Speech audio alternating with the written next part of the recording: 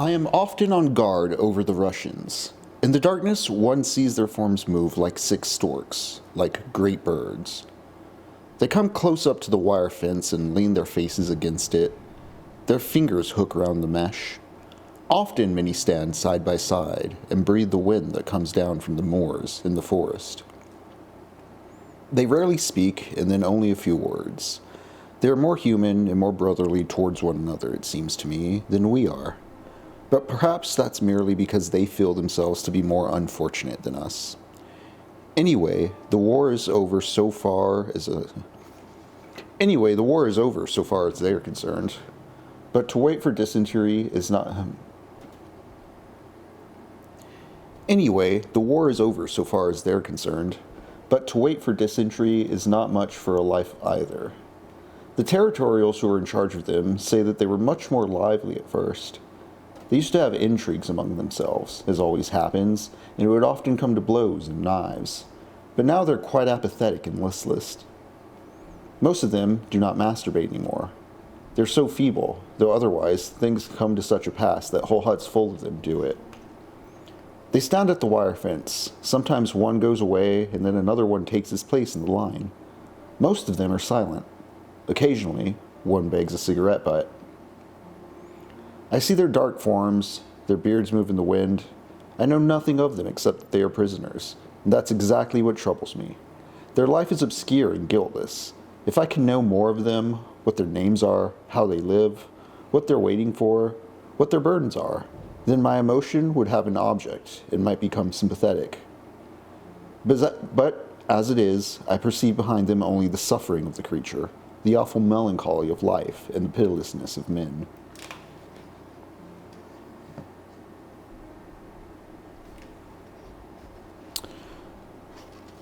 A word of command has made these silent figures our enemies. A word of command might transform them into our friends. At some table, the document is signed by some persons whom none of us knows, and then for years together that very crime of which formerly the world's condemnation and severest penalty fell becomes our highest aim. But who can draw such a distinction when he looks at these quiet men and their childlike faces and apostles' beards? Any non-commissioned officer is more of an enemy to a recruit, any schoolmaster to a pupil, than they are to us. And yet we would shoot at them again, and they at us, if they were free. I am frightened. I dare think this way no more. This way lies the abyss. It is not now the time, but I will lose these thoughts. Sorry. Go, Barney. Go ahead. Barney, go for it. She's excited, folks. Let her scramble on off there. At some table, a document is signed by some persons whom none of us knows, and then for years together, that very crime on which formerly the world's condemnation and severest penalty fall becomes our highest aim. But who can draw such a distinction when he looks at these quiet men with their childlike faces and apostles' beards? Any non-commissioned officer is more of an enemy to a recruit, any schoolmaster to a pupil, than they are to us. And yet we would shoot at them again, and they at us, if they were free. I am frightened. I dare not think this way no more. This way lies the abyss. It is not now the time, but I will not lose these thoughts. I will keep them, shut them away until the war is ended. My heart beats fast. This is the aim, the great, the sole aim, that I have thought of in the trenches, that I have looked for as the only possibility of existence after this annihilation of all human feeling. This is a task that will make my life afterward worthy of these hideous years. I take out my cigarettes, break each one in half, and give them to the Russians. They bow to me and then light the cigarettes. Now red points glow in every face. They comfort me. It looks as though there were little windows in dark village cottages, saying that behind them are rooms full of peace.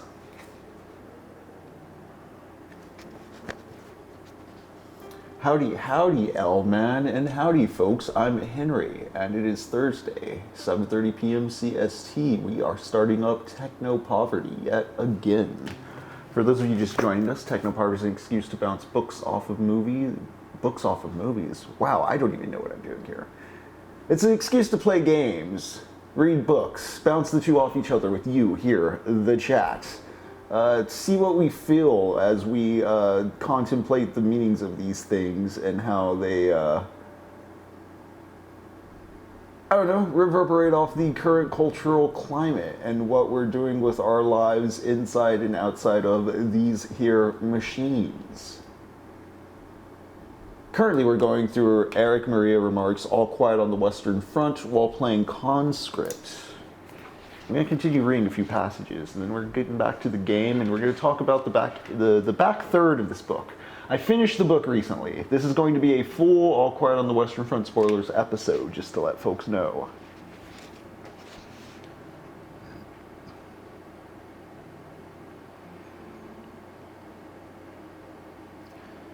My mother has always been sickly, and though she's only gone to the hospital when she's been compelled to, it has cost a great deal of money, and my father's life has been practically given up to it. If only I knew how much the operation cost, says he. Have you not asked? Not directly. I cannot do that.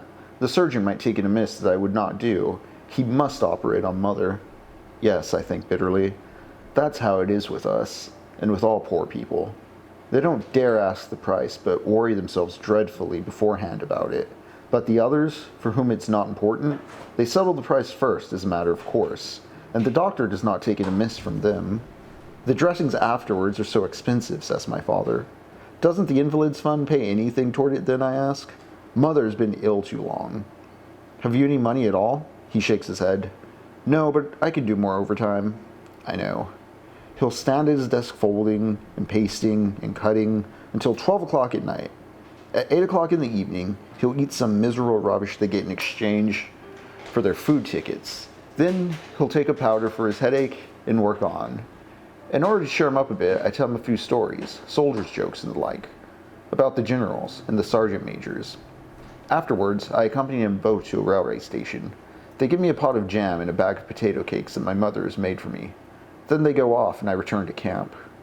In the evening I spread the jam on the cakes and eat some, but I have no taste for them, so I go out and give them to the Russians. Then it occurs to me that my mother cooked them herself and that she was probably in pain as she stood there before the hot stove. I put the bag back in my pack and only take 2 cakes to the Russians.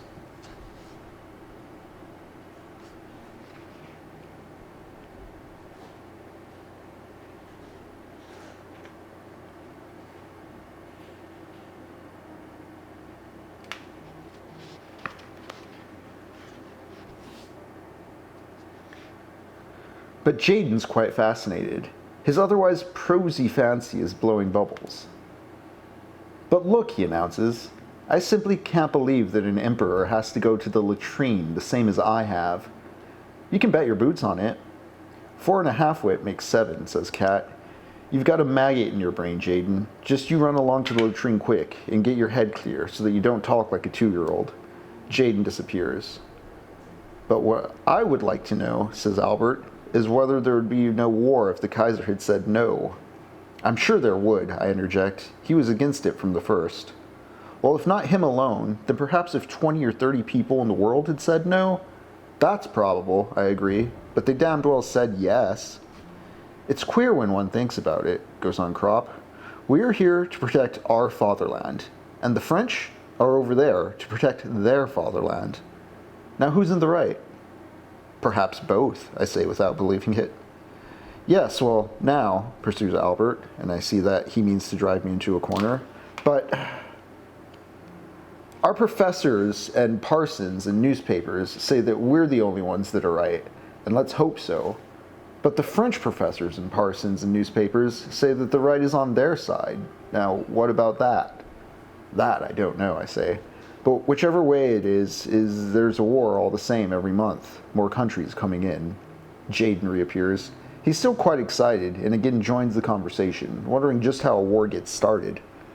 Mostly by one country badly offending another, answers Albert with a slight air of superiority. The Jaden pretends to be obtuse. A country? I don't follow. A mountain in Germany cannot offend a mountain in France, or a river, or a wood, or a field of wheat. Are you really as stupid as that, or are you just pulling my leg, growls Crop. I don't mean that at all. One people offends the other.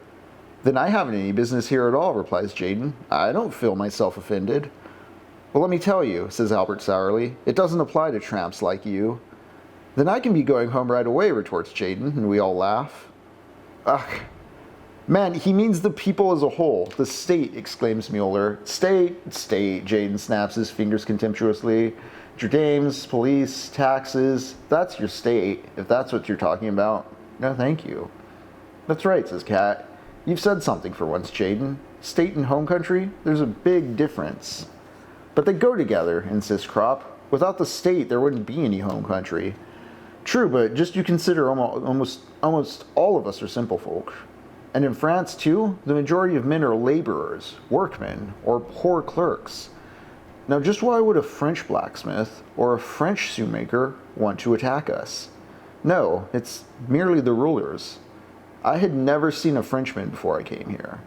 And it will just be the same with the majority of Frenchmen as regards us.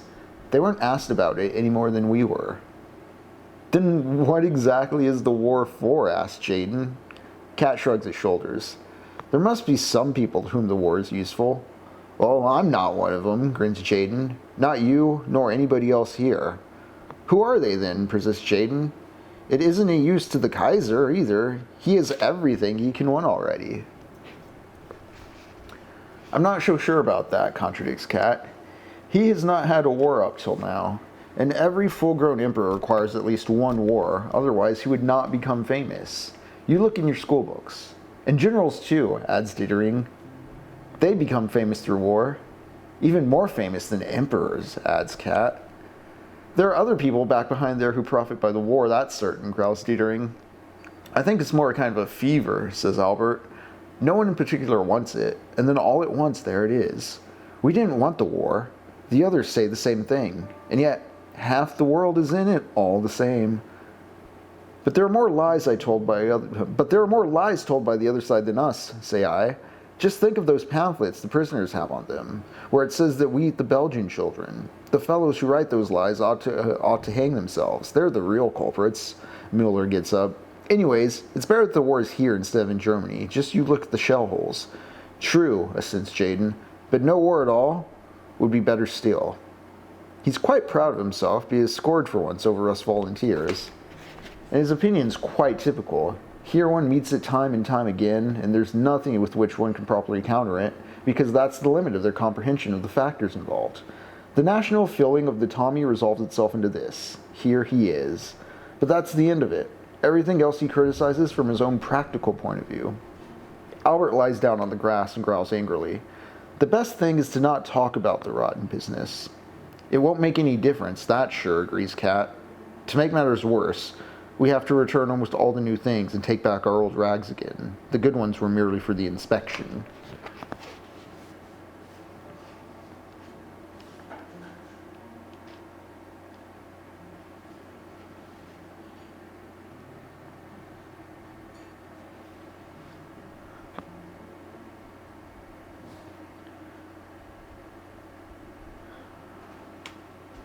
I'm going to actually put a bookmark on that.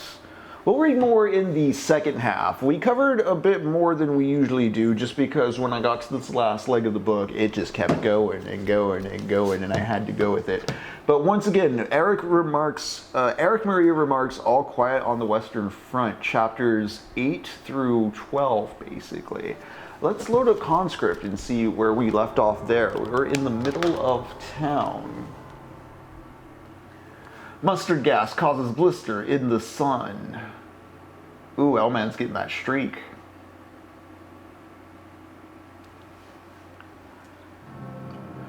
So yeah, let's rewind a bit first, because we were talking about Cataract, who kind of ends up in a low-level prison, hell of his own making. He's too incompetent to be useful, so he's kind of stuck running a treadmill, but also his superior, his boss, is getting to meet his daughter. Alright, what was I doing? I do find it fascinating that he was a very useful mouthpiece for the presentation of the war. He sold it to his class. Right, I got the rusted crank.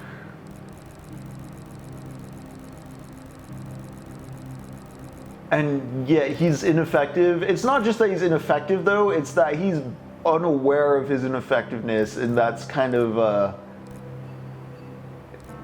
makes him a useful idiot to the machine.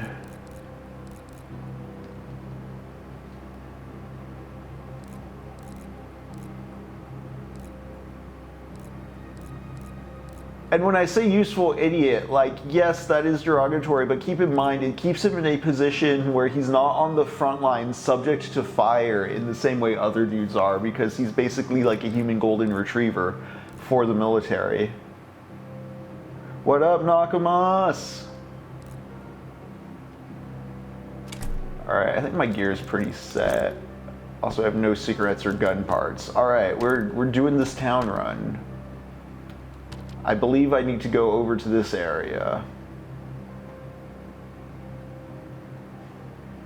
Yeah, Jari, there are thousands of Counter-Rocks, all of whom convinced that they were acting for the best in a way that cost them nothing.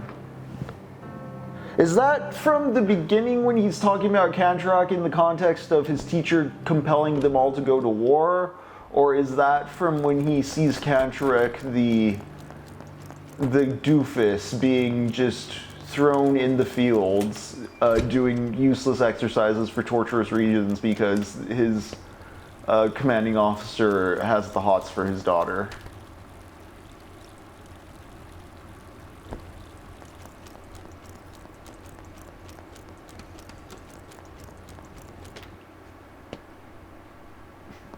Because yeah, in addition to Kantrak ending up in that fate, I found it fascinating. There was another professor or set of professors that Paul ran into on leave, as we were talking about last time, when he goes on leave and just absolutely hates it. He has a professor that basically wants to mansplain the war to him, like he's trying to say from the front lines how much it sucks, and his professor's like, oh, well, like, you only see one portion of the thing, you don't get the big picture. You don't know what you're talking about.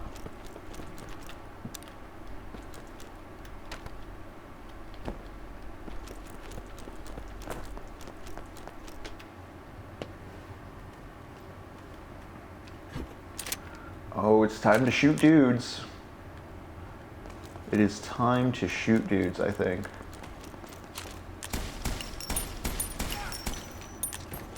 There we go.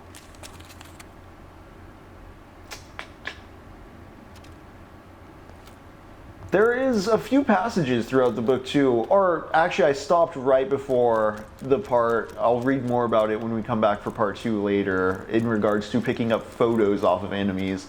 There's been a lot of synchronicity. I know it's like, yes, they're both World War I things, but the way the currency of cigarettes, the shovels, not understanding who soldiers are until after you shoot them down and take a picture off of them, a lot of these type of affects are present within the prose of All Quiet on the Western Front in a really fun way.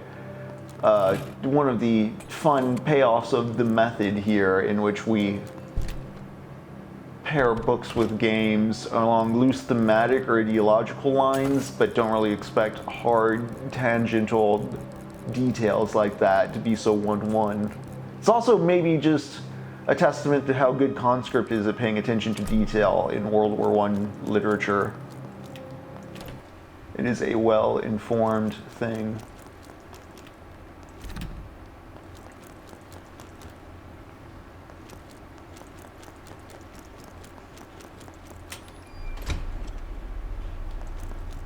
But as I was talking with Ja right now about Paul going on leave, absolutely hating the experience, the people of the town not knowing about what really goes down on the front lines, I find it fascinating, Ja, as we've been doing a little compare and contrast as we move backwards from World War II. World War I also kind of is the Vietnam before the Gulf War, in that, you know, the way it was reported on wasn't quite figured out in the same way that World War II was this much more heroic endeavor, or like easy to make media of endeavor.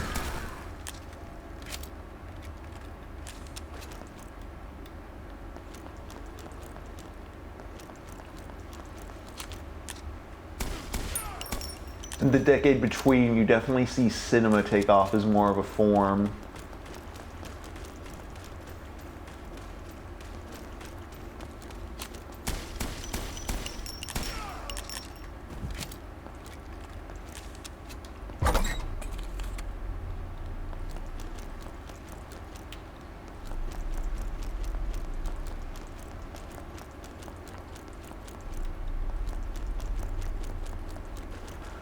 But upon being done with his leave, Paul returns to a Russian prison. Not a Russian prison, but it's where they're keeping Russian prisoners. It's a prisoner of war camp. As the whole first half of the novel was about Paul's battalion of 150 men being bombarded so heavily over so much time that they were whittled down to 32. He's been given a bit of a break, him and his boys.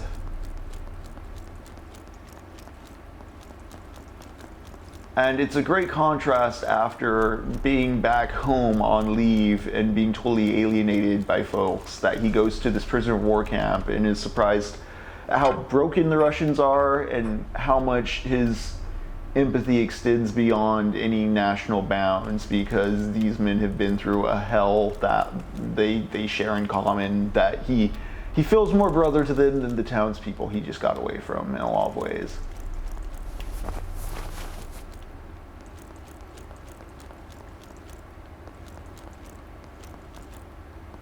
It's a very Kamen Rider shonen anime hero declaration of morals kind of speech he gives, that bit I was reading where he decides, like, this is what I'll dedicate my life to after all the miserable hours spent here. This is what will make it make sense, as if I dedicate myself to recognizing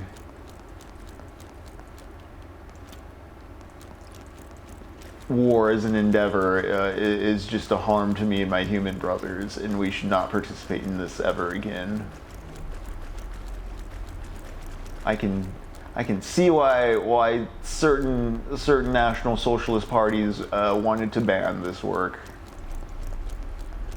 Something that I've brought up time and time again that I especially felt in this back half is how much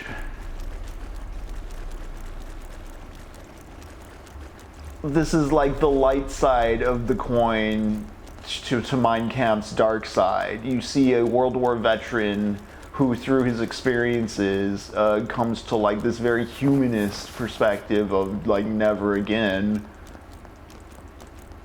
Whereas Mein Kampf is just like, no, we need to do the whole national industry thing harder.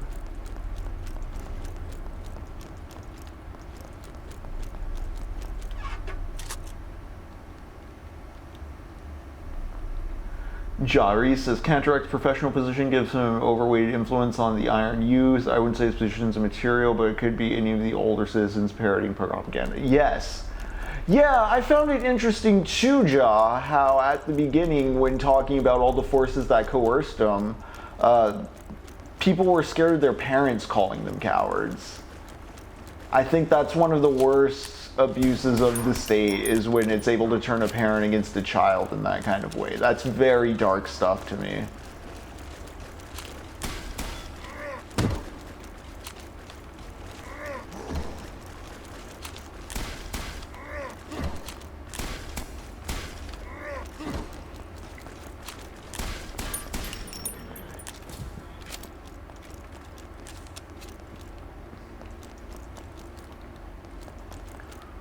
Also, gang, I'd honestly forgotten until I was reading the passages. Part of why I select and highlight sentences is to also refresh my memory, just in quick hits, quick outline form, what each bit I read was, to, you know, prep me for my talk for the night. I don't really have like a PowerPoint slide or any cards I take for this.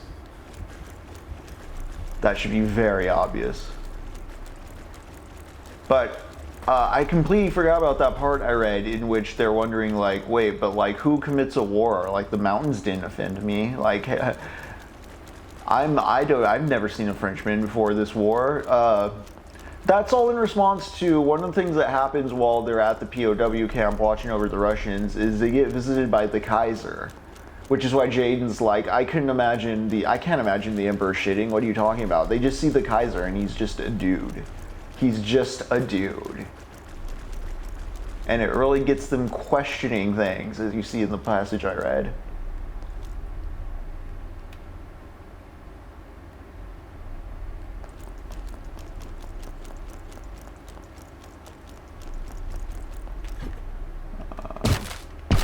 Cut force. Why, thank you, Alman. All right, I haven't hit all the valves. Did I get this one up here?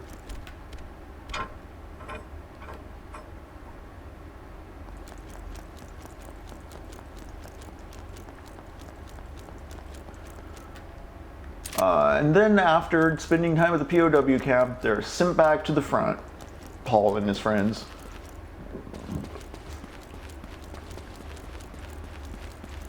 And one of my favorite parts of the book happens here. I didn't realize I was going to read so much of the other ramble, the whole, you know, where do wars come from, I didn't defend a mountain. I didn't realize I was going to read a whole subchapter, basically, is what I did there.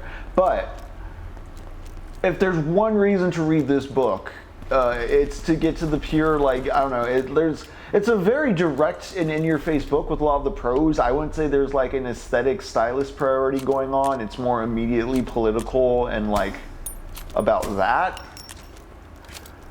But upon returning to the battlefield, Paul and his friends, they have to go clean up a village. Like there's just like a stockade, there's like just a cache of stuff at this village of supplies they have to babysit, basically.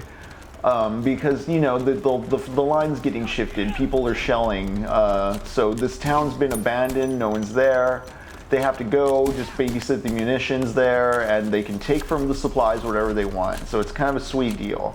They find, while just kind of scurrying about this town, which is completely abandoned, they find two pigs. They find two pigs and some gardens and some other just like vegetables and supplies, and they start cooking a meal. It's such a great little reprieve, and the way it's placed structurally in this book is quite, it's the perfect break moment. It is a great, like, leading into the end. Like, you know it's a war novel, you know World War I sucked, you know things are bad for these kids, you know this isn't going to end very happy. The way it gives them a moment is so good, but as they're cooking, they start, you know, roasting the pig in the fireplace stove.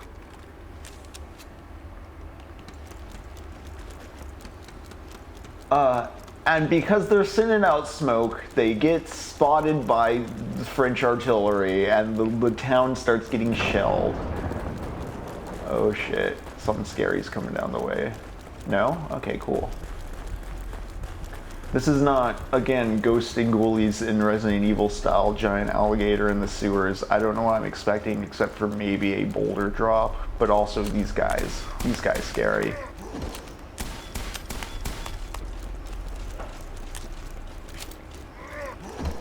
And so as they're in the middle of cooking this meal, shells start flying through, buildings start breaking down. They've found a basement, they found a nice basement, like a nice house, and like it's an abandoned village, so they found like the nicest bed in town, and they set up like a cool fort basically in this basement, like a cool chill hangout where they all just like feast on like the stockade supplies and wait for further orders. You know, they're roasting a pig when this all goes haywire, of course. They have to run from the kitchen they're cooking things in into their basement, and they're like preserving all their food while dodging all this fire, and it's a great moment of both like levity, but like it's also, you know, they're still getting shelled. It's still like people can fucking die, but the fun of it. It's one of the few times in the book it feels like it's smiling, and it's kind of wonderful in a nice break in tone, and just, I don't know, it's a perfectly paced thing. Imagine just, you're reading the most depressing Cormac McCarthy novel, and then suddenly there's like a Mark Twain aside, and you're like, whoa, what the fuck? Like, I know Sutri's funny, but you know what I'm getting at, I hope. I'm getting shot is what's happening. Damn. Oh, hello. Welcome back. Chat, Barney's here to say hi.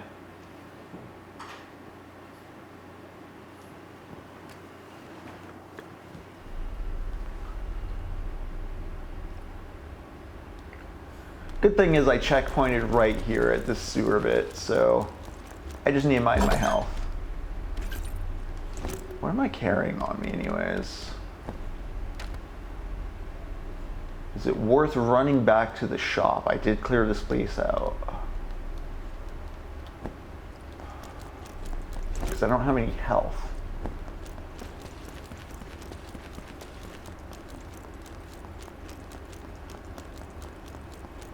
I'm not going to tell you exactly what happens with the meal. Suffice to say, because of all the shelling, they have to eventually move on, and they continue with the war. They have to leave the little village. And things get real bad. Because if I haven't said it by this point, folks, World War I seems like it sucked.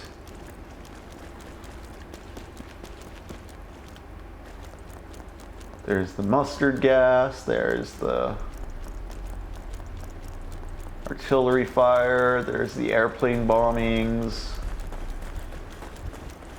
there's the doctors eager to have a record of successful dudes return to the front lines under their surgery, so they, you know, cut corners, botch the job,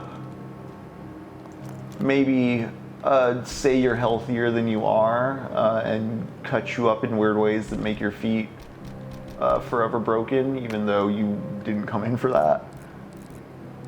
I have one gun part. I just want to sell the ruby, really.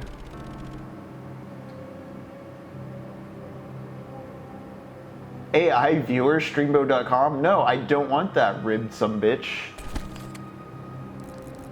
In fact, let's get you banned on out of here. I need to block you.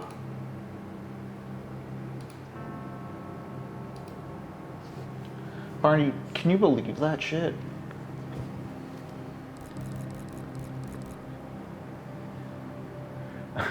Ribbed some bitch for your displeasure. Yes, a ghost bro. A scary thought. Ribbed for displeasure?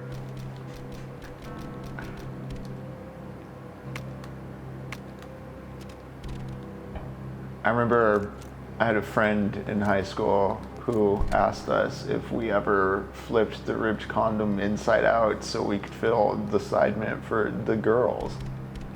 And that is like a core high school memory for me of just, people don't think the same as me, right?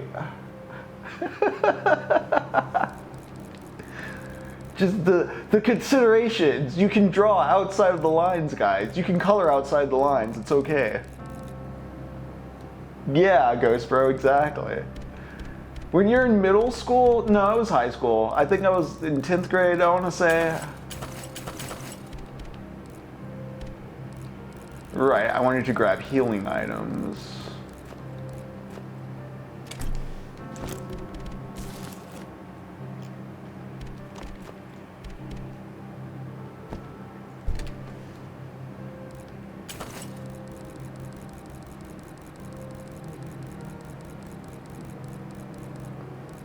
But that kind of outside the line thinking is how you learn from your mistakes, like war.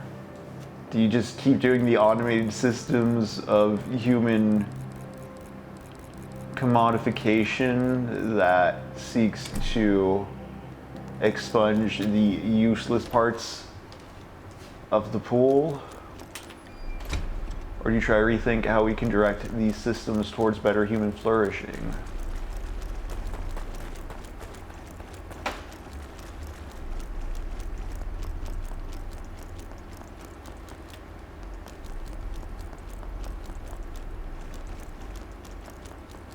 It's also one of those things I think of when I wonder about,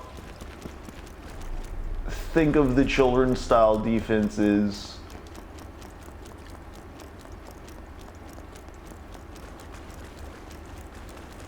of rather conservative or reactionary bents, although maybe the kids are so internet brain rotted these days that doesn't happen as much as I think.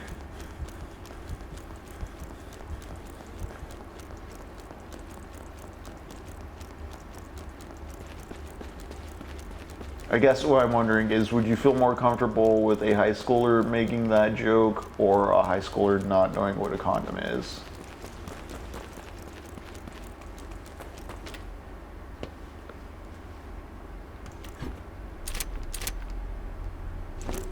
Alright, what did I put away my rifle ammo, didn't I? Okay. No biggie.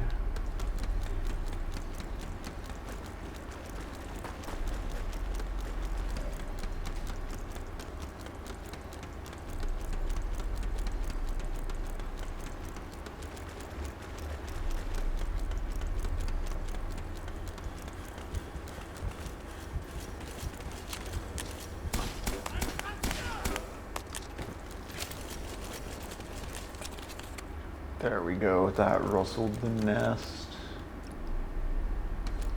They shall be coming my way, right?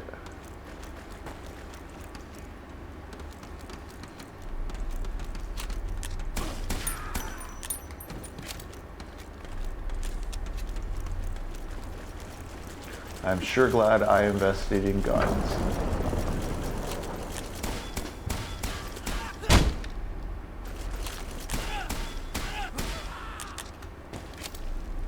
Yeah, I think last session I dumped a lot of gun parts into this guy.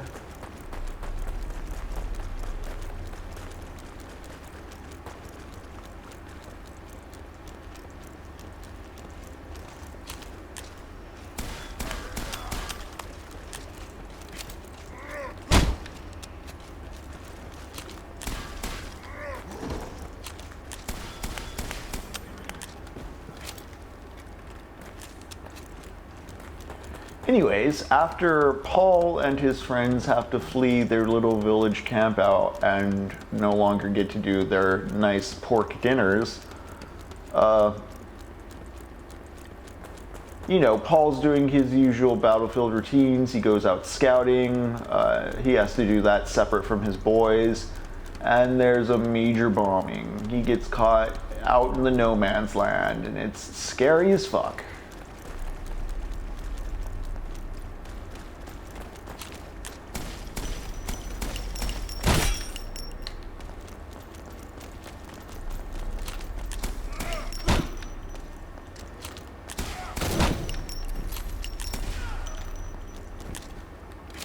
Joss says, judging from the decline in teenage pregnancy, either they know what the condoms are for or there are so many incels, we may get the population correction I kind of wish for. Honestly, yeah, like that's part of my whole thing whenever I talk about like needing to find like a post-sexual sense of purpose for folks, because the default leads to things like family annihilations and self-loathing frustrations over not meeting the nuclear family standard. Also, we just don't need all the people, man.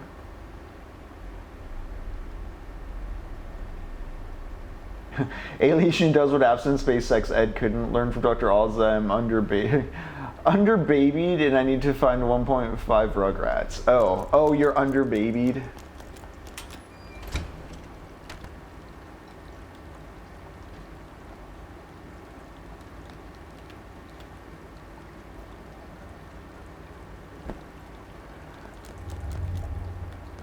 I mean, also, I just think about how, like, ooh, is this where I need the, it is, before I do that, though.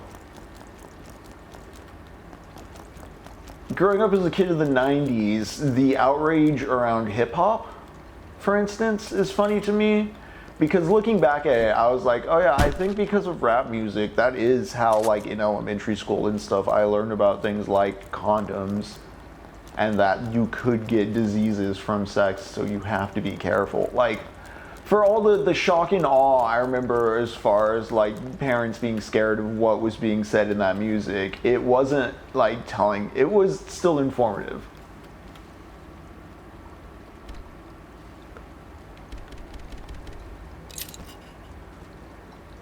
Let's crank it.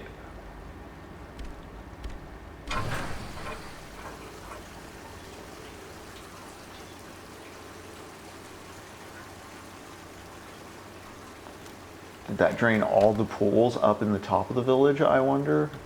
Seems like I can open the door from this side now.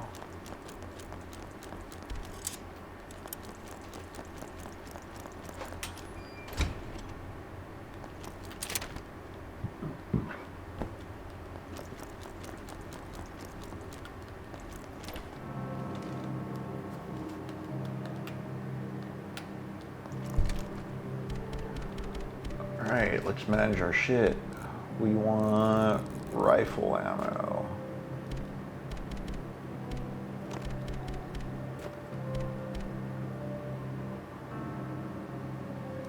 Drags ripped condom from inventory to trash.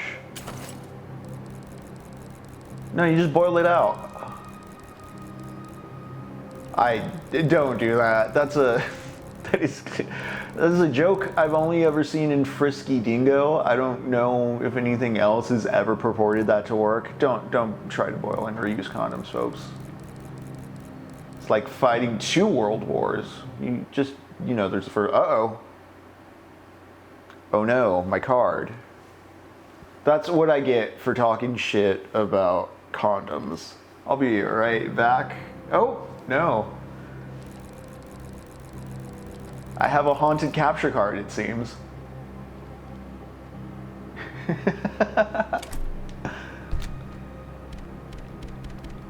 I can put away one of these health items, or I can just eat shit. Yeah, I'm actually gonna just pull up the bumper screen and sort this out because it is spazzing. Be right back. We're going on break. Short break though. I don't mean like the usual formal break. Be right back.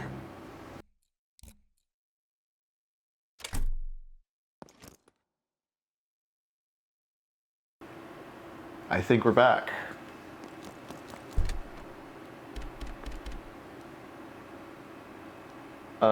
Dang, I had a joke that made me laugh and Twitch ate it. Sorry, Ja, that's where a dishwasher has those posts to hold the condom open. Oh, that's where a dishwasher has those posts? Is pegs a disallowed word changed to post to test? I guess. I shouldn't be, but is there an outbreak of pegging on the internet? Big Twitch doesn't want you to know about pegging? If I keep saying pegging, is something bad gonna happen? What if it's just the name Peggy? All right.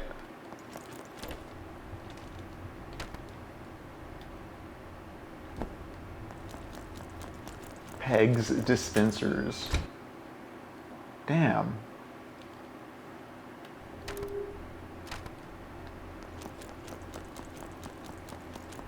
I'm worried, gang. I'm worried the HDMI port on my laptop is going. Okay, nice. Well, we checkpointed. We checkpointed and we can go to all the water sources now. And then we get the squares to open the church, which seems to be the objective last I checked. Barney, we're trying to get to church. Oh, she's not even looking.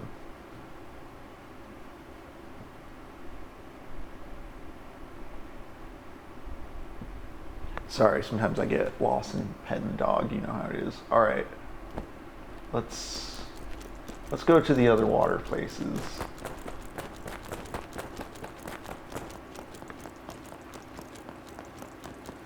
No, Barney's very smart in that way, Ghost Bro. She's not cursed with knowledge. That's amazing. It's awesome.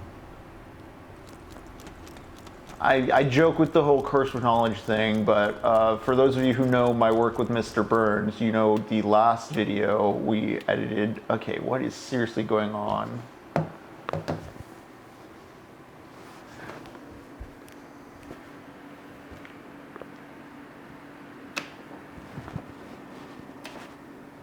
The last video we edited involves quoting someone who commented on not liking theory and wishing they could unread it in a way which,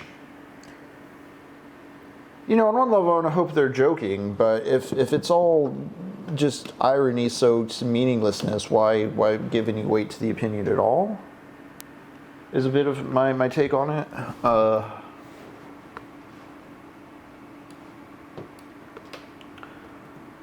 But I just really want to know if there's any instance, because I've seen more than this sample or example we used for the edit. You know, you hear the phrase like, "I wish I could unlearn something." Like, has there been anything that's really been like a toxic mind poison, like unlearnable want in your life? Like, I just don't know if I've ever been like, I wish I could unlearn something in a sense that was like serious.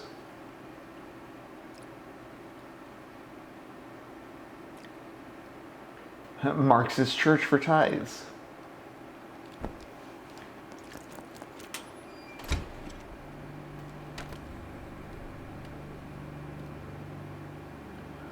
All right, how do I want to do this? Maybe I go south and just hit them anti-clockwise style. Or I go south and hit them clockwise style. Hitting them clockwise style seems like it'd work. Let's go.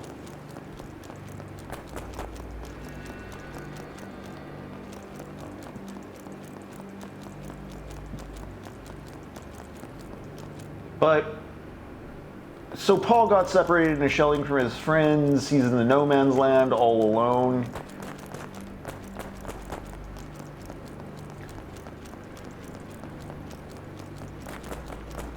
Can I just go south? How does this work here? Is it dead end? Oh, no. Wait, yeah, it is.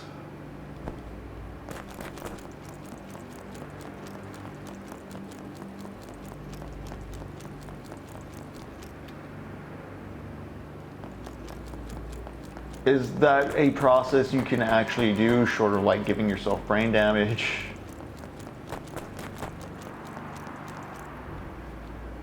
Like unlearning theory?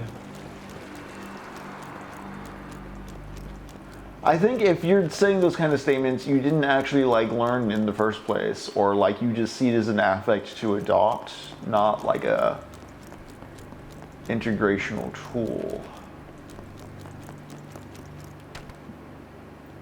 First water pool. Down here, yeah. What do we got? We got some pistol bullets, some gun parts. Ah, yes, the feather slate. Is church right here? No, church is right over. Oh, church is way over here, actually. Okay.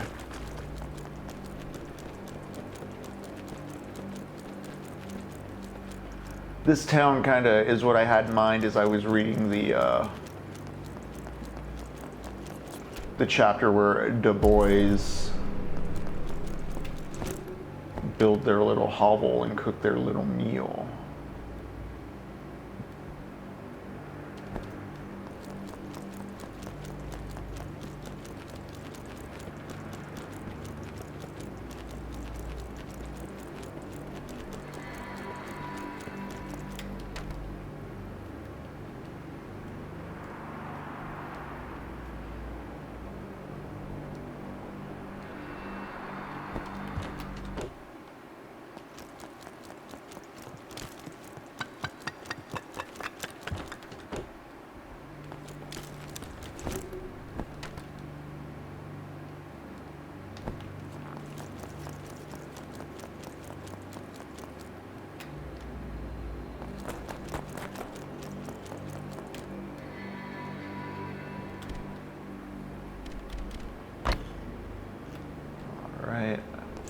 Wonder if there's an order to that stuff I'm messing up, but also no worries, all in time.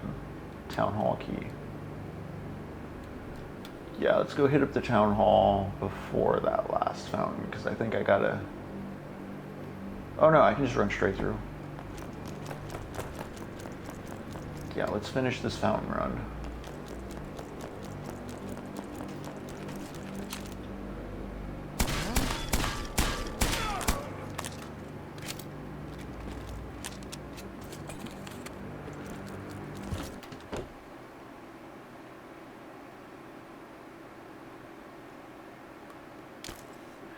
It's how in Eternal Sunshine they used to end up doing the same thing because they didn't know what they didn't remember. Correct. Oh, also, that brings to mind a Ghost Bro. So we're done with All Quiet on the Western Front. I'm not going to start another Toy Soldiers of Spring book. Like, we're not doing another war book, even though I'm kind of tempted to do E. Cummings' The Enormous Room. I want to transfer over into our summer program. But before I fully transition into the Summer Scramble stuff, oh yeah, there's healing items in that tin too. I am going to just continue playing Medal of Honor Underground once done with Conscript if I still need some time to set up summer stuff, just because like I don't have the marquee ready and such. Ooh, a gold necklace empty, eh?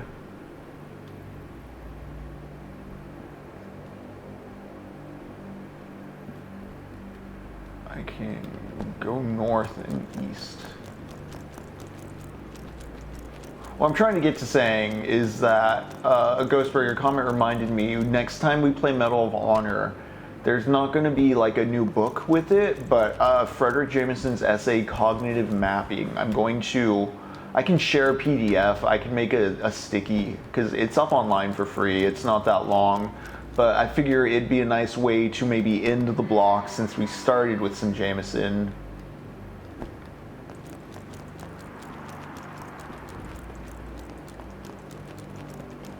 And it'll be a nice little thing to chew on as we ease our way into our summer programming.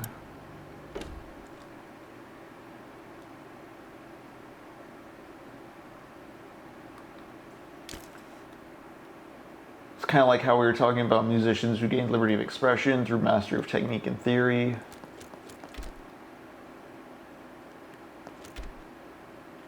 Ruined busts, oh no. Torsos of women.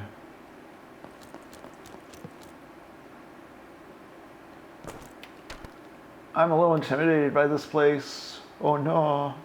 Okay. Let's see.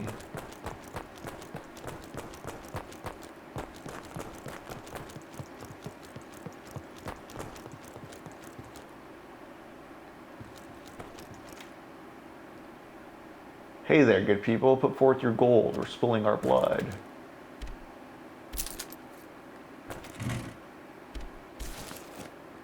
Grenade and a bandage, nice.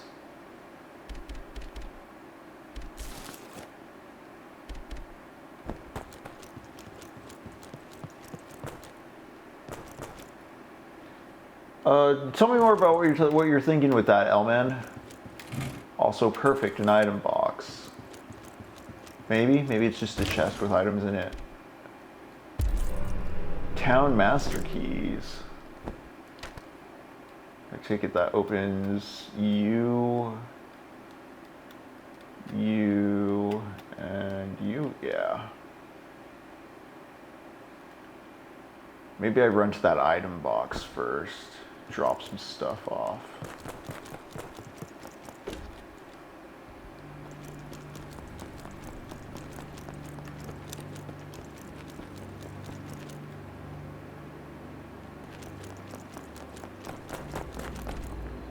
I do find it interesting. I bring up how much the function of All Quiet seems to be priority over any kind of aesthetic aim. It's not seeking so much to be like an aesthetic piece of art as it is a medium, a direct transference of a very strong and sardonic voice, promoting a very direct anti-war message.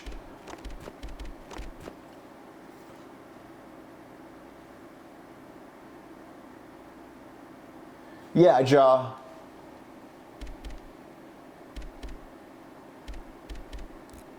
I totally am the same way. I didn't know who Mr. Beast was until I started working for a YouTube channel that wanted to be like Mr. Beast, and by that point he had several million fans.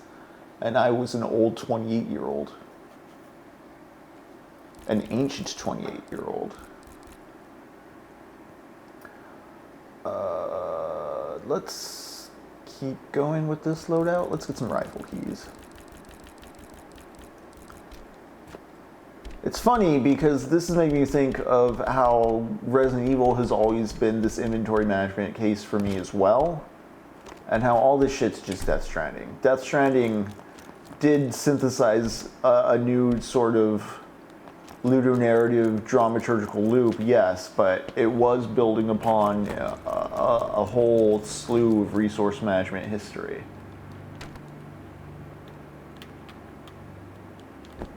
So much so that I kind of want to go back to Death Stranding 2 and just stick around in the post-credits world more. Alright, what we got in here? Oh, that's brutal.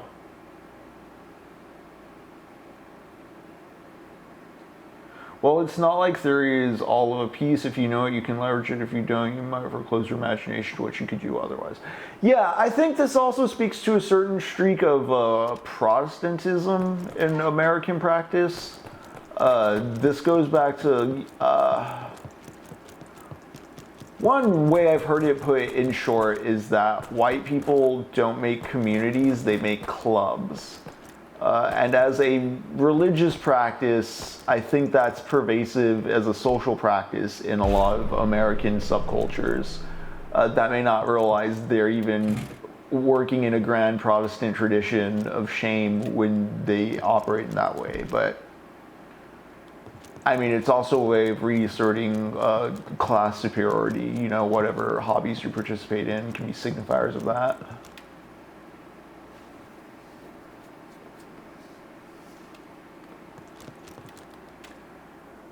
Or even if they don't directly know, like, the precision details of theory, how they leverage the concept of, like, theory or knowing things. Is knowledge just to be kind of gazed at and commented on as, like, a distant object to just kind of, like, put notes and asterisks to?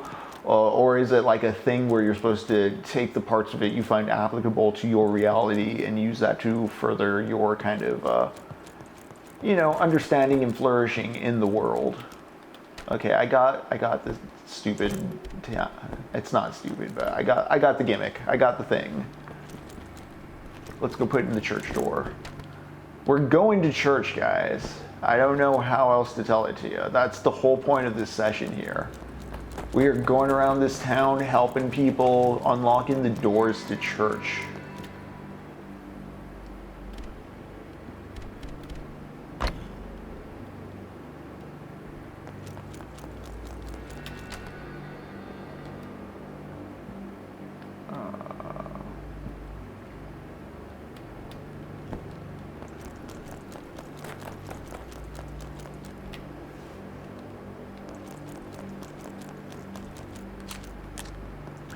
Do you just follow the orders and do as, like, the limits of imagination dictates probable, or do you try for something that's narrow but still possible?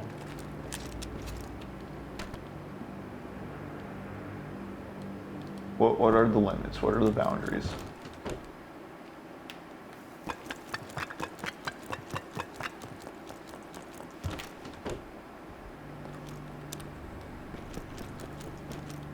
Also, on the idea of it being like Marxist church, no, there's very direct material reasons. For instance, I signed up with the Austin DSA. It's because there are certain local propositions regarding the funding of police I did not like that were happening. And not only that, I was being incessantly sent mailers and calls from the police in support of the thing I did not want to support.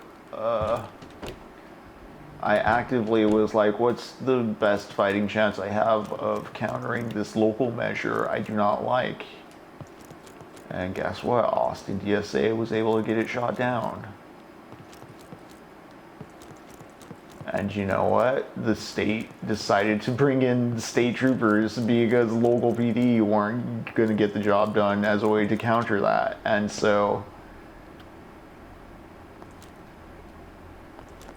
that's one of those things where somebody more liberal might point to a socialist doing something with electoralism and it not working and being like, see, this is why you should keep voting liberal. And it's like, well, no, this is more an indictment that, like, the system doesn't actually like listen to people democratically. Like you still point to this as an example of like what happens when like the people's voice is actually heard, and how, you know, there's counterbalances and subterfuge that can be done within the system to still prevent change from happening, even though democratically the popular thing is happening, which you would think they would be on board with, because this is the kind of bullshit that is why, like, despite losing the popular vote, you know, both Trump and Bush did the whole electoral thing. There's just a lot here, folks, is what I'm saying.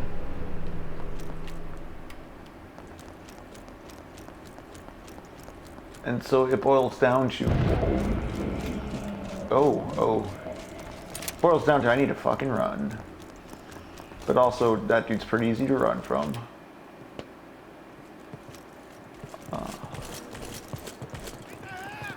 You two, and you three. Bono. Alright.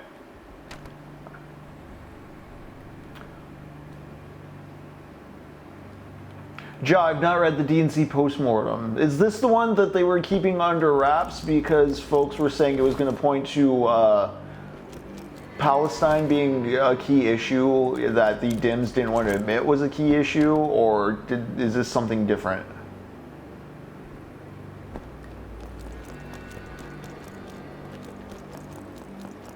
Going back to that church door. Truth be told, Ja, I've been in an editing hole and I slept a good amount of this afternoon.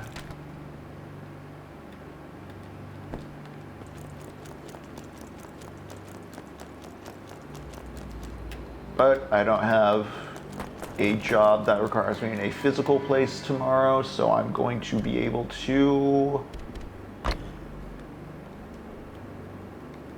catch up. Oh, they released an incomplete version. What was missing about it, or what was telling about it? I'm sure I need to figure out the actual order to put those tiles in, which I will tend to after opening this last door here. Also, I need to remember there's a free heal, or maybe 2 free heals in medicine storage. I've also kind of run through most of my machine gun ammo.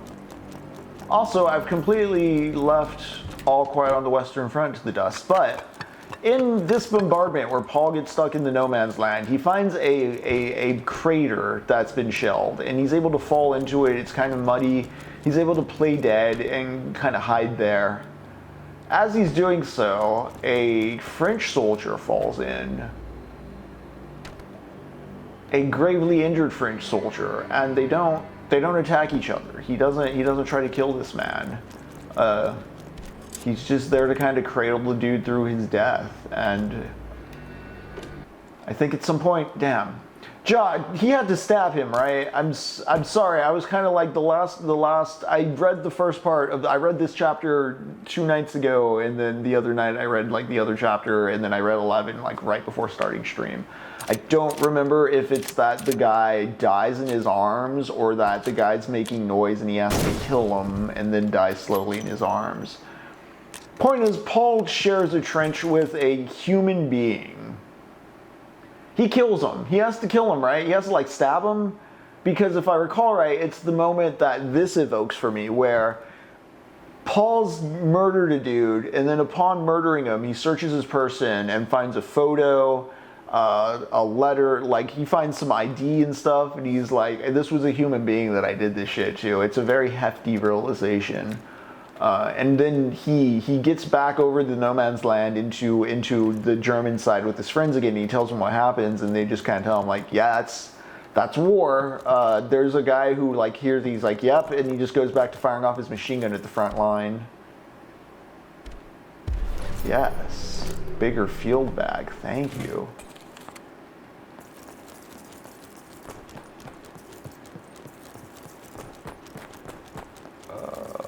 Can I get in there? No. Yeah, he kills the guy, right? Which is, again, the synchronicity of CONSCRIPT's ability to get that feeling across. Because, again, I've brought this up every night. I just want to hit it home again. I'm fighting dudes in this game. These aren't zombies. Like, this is a survival horror-like. It's like Resident Evil. It's like Crow Country. It's like Silent Hill. But it's not like psychological monsters. It's not ghouls. It's not goblins. Nothing like that. It's dudes. I thought they were going to be like monstrous soldiers turned by gas or something. Maybe that is fully just my genre brain expectations, but after you kill the first few and you realize like they have an intelligence and they know how to fire weapons and do melee attacks, and you peel a photo off one of them and realize he had a family, the game's effective at getting that across.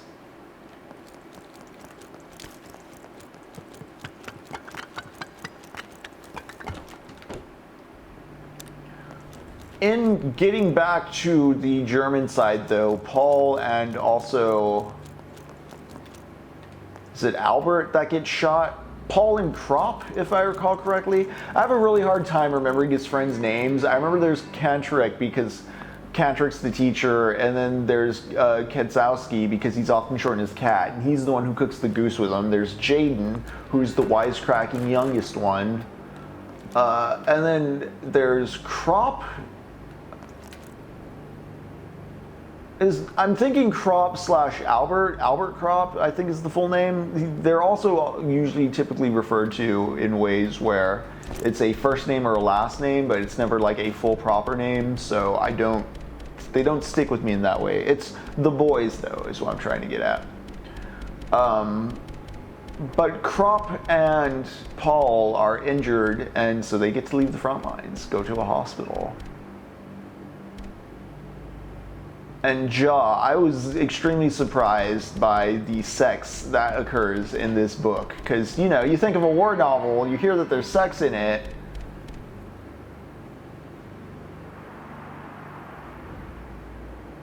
I found it quite wholesome. I'll talk about that more as soon as I figure out what I'm doing with this here church puzzle.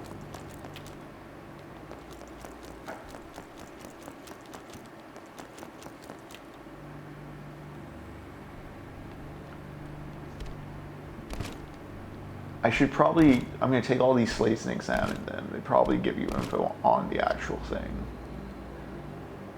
Time to use our clues.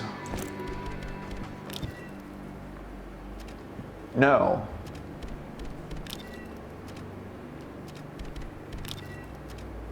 Yeah, especially because this game will tell you what to use for combo stuff as far as mixing items goes. I'm very surprised there's not like a poem or anything. Maybe I just missed a note somewhere.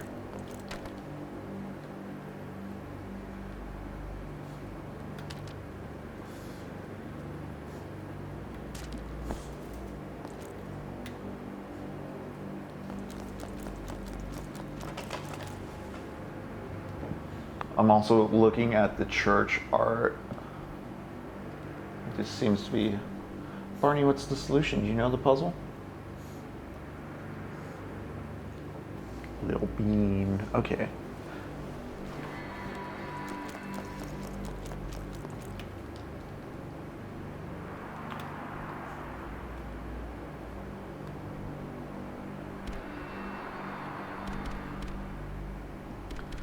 I'm thinking sun, moon, lamb, feather. Let's see.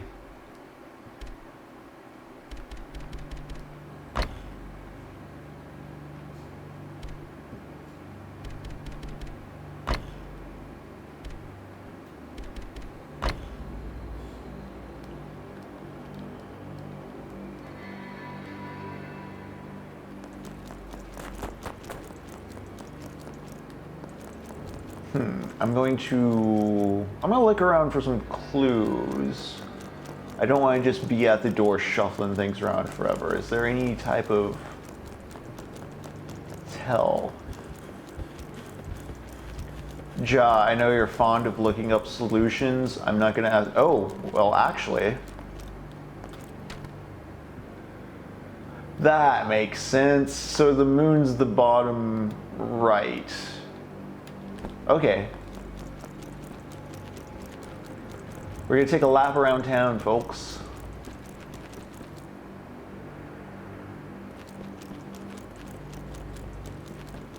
Bottom right's moon.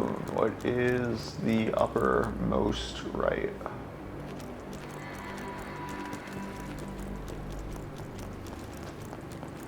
Upper right is sun.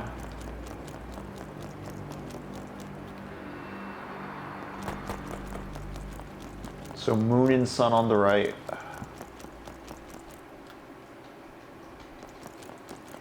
Feather top left. Okay.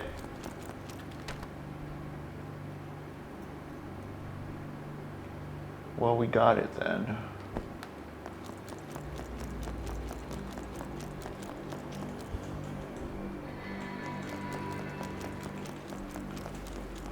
Hey, Barney, I'm gonna have to put you in a cone if you keep that up.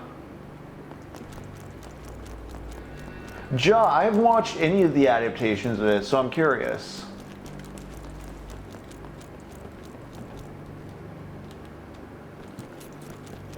Alright, folks, I'm gonna open this church door, then we're probably gonna go on break. I'm gonna probably hand Barney off. Oh. Illegible street sign. For coning.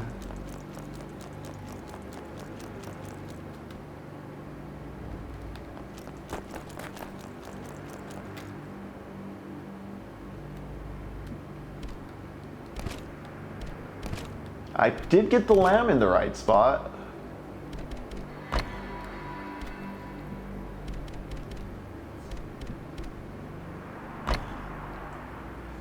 That's cool, dude. I'm curious how the movies do the cooking of the pork dinner and pancakes scene. Oh, she took off right when I solved that puzzle because she knows the cone is coming. Everybody knows. All right. Okay, so there's an underground. Amethyst gemstone, could probably match that with the necklace. A confession booth, eh? This feels like some in-game choice deciding stuff. Very Silent Hill 5.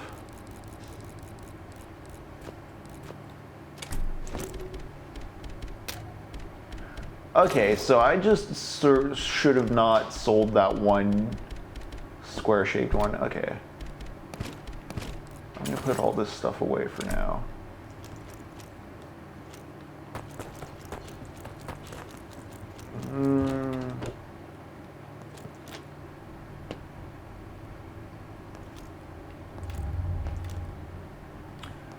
Okay, so if there's a checkpoint down here and there's a confession booth up here, this seems like a gimmick that may affect where the game funnels me.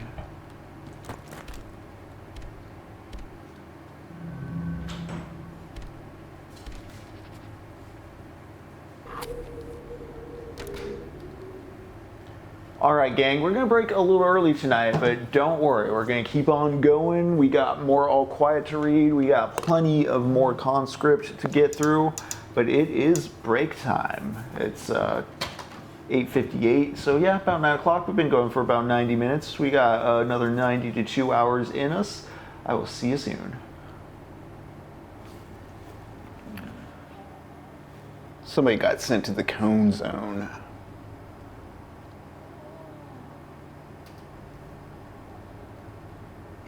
But she went peacefully.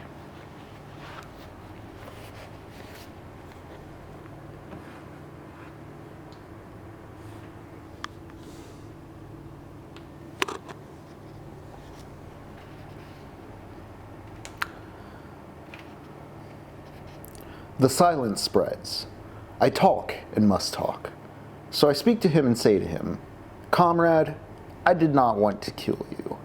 If you jumped in here again, I would not do it. If you would be sensible too.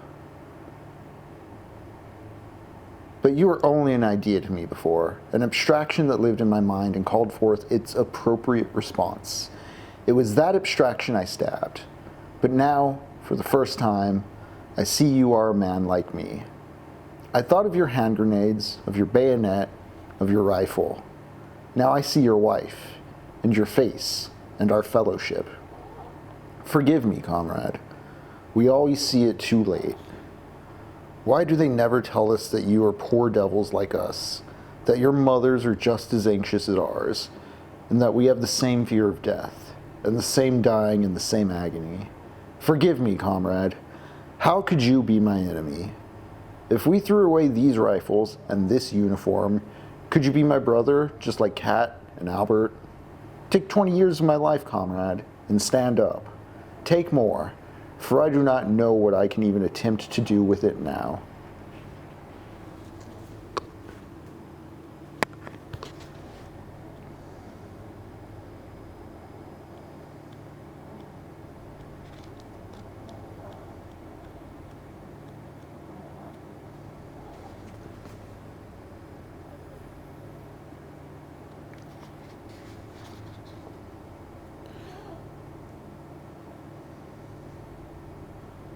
Gradually, a few of us are allowed to get up, and I'm given crutches to hobble around in. But I do not make much use of them. I cannot bear Albert's gaze as I move about the room.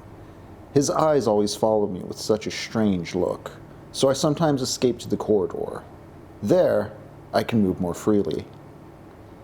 On the next floor below are the abdominal and spine cases, head wounds, and double amputations. On the right side of the wing are the jaw wounds, wounds in joints, wounds in kidneys, wounds in the testicles, wounds in the intestines. Here a man realizes for the first time in how many places a man can get hit. 2 fellows die of tetanus. Their skin turns pale, their limbs stiffen. At last, only their eyes live, stubbornly. Many of the wounded have their shattered limbs hanging free in the air from gallows. Underneath the wound, a basin is placed in which drops the pus. Every 2 or 3 hours, the vessel is emptied. Other men lie in stretching bandages with heavy weights hanging from the end of the bed. I see intestine wounds that are constantly full of excreta. The surgeon's clerk shows me an X-ray photograph of completely smashed hip bones, knees, and soldiers. A man cannot realize that above such shattered bodies there are still human faces in which life goes its daily round. And this is the only one hospital. Only a single station. There are hundreds of thousands in Germany, hundreds of thousands in France, hundreds of thousands in Russia. How senseless is everything that can ever be written, done, or thought when such things are possible? It must be all lies and of no account when the culture of 1,000 years cannot prevent the stream of blood being poured out, these torture chambers in their hundreds of thousands. A hospital alone shows what war is. I am young. I am 20 years old, yet I know nothing of life but despair, death, fear, and fatuous superficiality cast over an abyss of sorrow. I see how peoples are set against one another, and in silence, unknowingly, foolishly, obediently, innocently slay one another. I see that the keenest brains of the world invent weapons and words to make it yet more refined and enduring. And all men of my age, here and over there, throughout the whole world, see these things. All my generation is experiencing these things with me. What would our fathers do if we suddenly stood up and came before them and proffered our account? What do they expect of us if a time ever comes when our war is over? Through the years, our business has been killing. It was our first calling in life. Our knowledge of life is limited to death. What will happen afterwards? And what shall come out of us?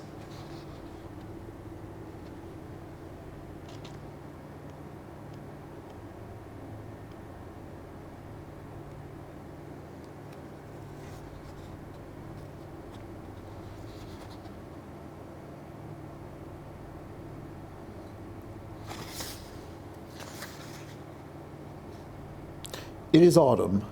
There are not many of the old hands left. I am the last of the 7 fellows from our class. Everyone talks of peace and armistice. All wait. If it again proves an illusion, then they will break up. Hope is high. It cannot be taken away again without an upheaval. If there's not peace, then there will be revolution. I have 14 days rest because I've swallowed a bit of gas, In the little garden, I sit the whole day long in the sun. The armistice is coming soon. I believe it now, too. Then we will go home. Here my thoughts stop and will not go any farther. All that meets me, all that floods over me are but feelings. Greed of life, love of home, yearning for the blood, intoxication of deliverance. But no aims. Had we returned home in 1916, out of the suffering and the strength of our experience, we might have unleashed a storm. Now if we go back, we'll be weary, broken, burnt out, rootless and without hope. We'll not be able to find our way anymore. And men will not understand us. For the generation that grew up before us, though it has passed these years with us already, had a home and a calling. Now it will return to an old occupation, and the war will be forgotten. And the generation that has grown up after us will be strange to us and push us aside. We will be superfluous even to ourselves. We will grow older. A few will adapt themselves. Some others will merely submit, and most will be bewildered. The years will pass by, and in the end we shall fall into ruin. But perhaps all this that I think is mere melancholy and dismay, which will fly away as the dust, when I stand once again beneath the poplars and listen to the rustling of their leaves. It cannot be that it is gone, the yearning that made our blood unquiet, the unknown, perplexing, the oncoming things, the thousand faces of the future, the melodies from the dreams and from books, and the whispers and the divinations of women. It cannot be that this has vanished in bombardment, in despair, in brothels. Here the trees show gay and golden. The berries of the rowan stand red among the leaves. Country roads run white out of the skyline, and the canteens hum like beehives with rumors of peace. I stand up. I am very quiet. Let the months and years come. They can take nothing from me. They can take nothing more. I am so alone and so without hope that I can confront them without fear. The life that has borne me through these years is still in my hands and my eyes. Whether I've subdued it, I know not. But so long as it is there, it will seek my own way out, heedless of the will that is within me. He fell in October 1918, on a day that was so quiet and still on the whole front that the Army report confined itself to a single sentence: all quiet on the Western Front. He had fallen forward and lay on the earth as though sleeping. Turning him over, one saw that he could not have suffered long. His face had an expression of calm, as though almost glad the end had come.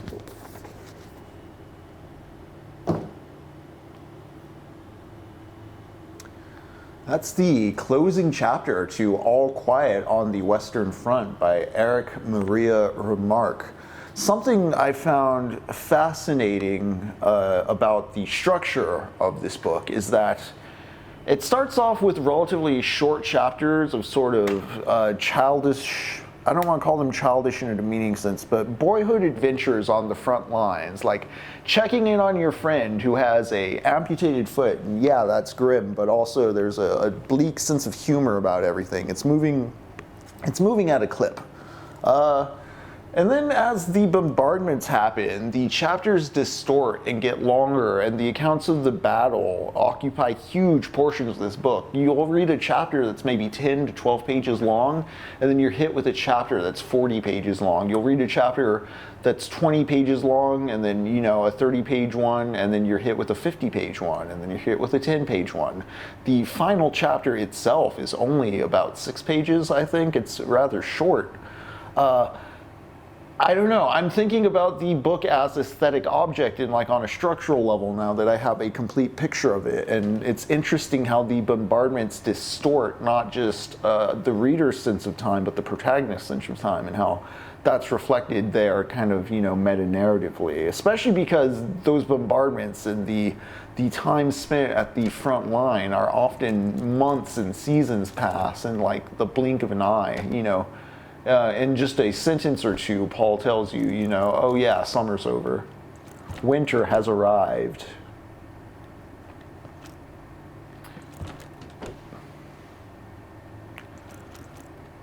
I'll say more on the structural stuff after entering this confession booth. Oh, I guess I need to offer up something at the confession booth. Have I not committed enough sin already?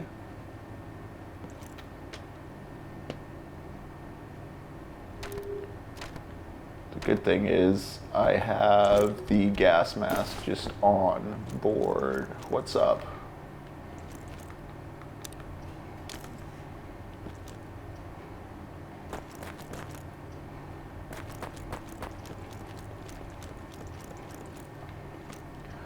So that final chapter from Paul's POV, not only do I think the mustard gas has gotten to him, but does he have tetanus as well? And the way he's talking about going quiet, like I know on a metaphorical level he's dead inside, but also there's the whole just like swelling up and closing and only feeling pulsing in the eyes. It's only really hitting me after rereading it out loud there. Front door of the colossal Fort Vaux. Oh yes, yes, the whole place I've been meaning to go. I think that's the next, oh shit, big dungeon area. Oh, I'm scared.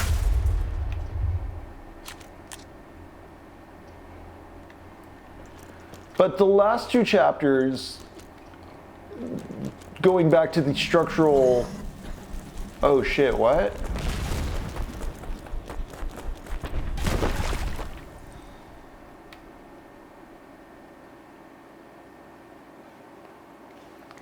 All right, before I say more on the last two chapters, let's see what plot is happening. Oh, it's time for another flashback, eh?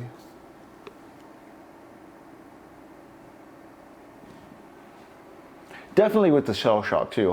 One of my favorite things, before we, I did read the whole final chapter, we know where it ends. Going back to what I was retracing in the first half.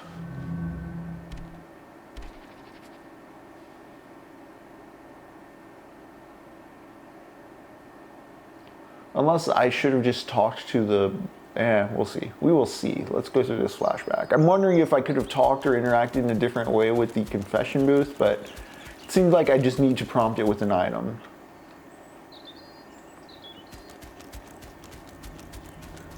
I do find it fascinating too how much the tetanus description and just the deadening of everything but the eyes matches up with William S. Burroughs' description of the man who taught his asshole to talk in Naked Lunch. And I don't mean that in a demeaning way to Paul, because the whole point of the man who taught his asshole to talk is like, that dude is a product of like the acid of like this whole machine. And he, is so guarded and ironic, and like the asshole's the thing that chatters and talks out its own ass so much it eliminates the human kind of brain. By the end of it, the asshole's chattering and all the dude can do is watch with his eyes. Go get my brother.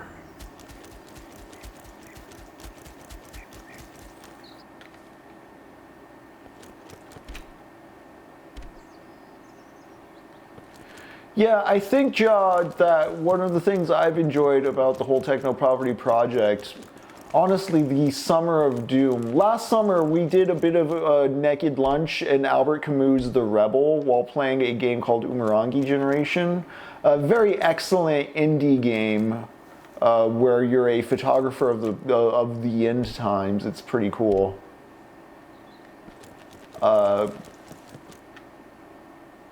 And I think just Naked Lunch and Neuromancer are two books that the whole Technopoverty project has reinvigorated my interest in.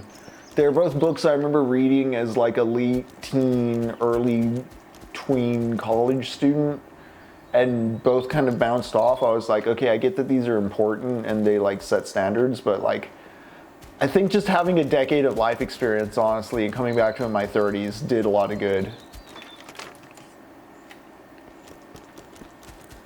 But no, Naked Lunch is very concerned with things I find interesting. It is also sort of a proto-cyberpunk thing. There's a reason both Naked Lunch and Neuromancer really like electrified me in this particular way.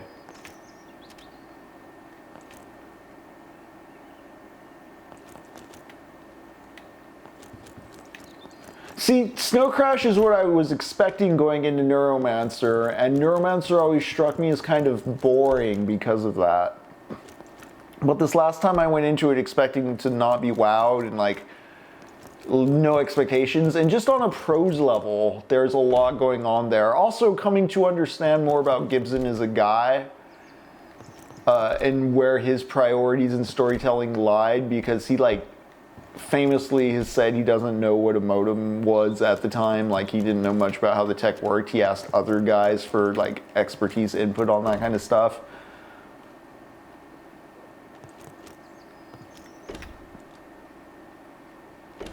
Also, just how much Neuromancer, while being, you know, transhumanist and about, you know, modifying the flesh, isn't misanthropic about the flesh. All vested parties in Neuromancer still very much want to be human, or like they want to accelerate like hedonistic aspects of themselves. Like, there's a fun to be had with the body that the technology facilitates.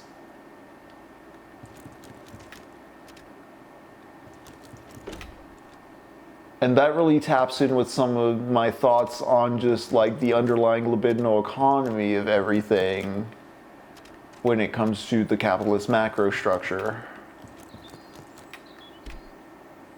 Again, just 10 years of life experience and also reading other things and then coming back to Neuromancer and being like, oh, this gets it.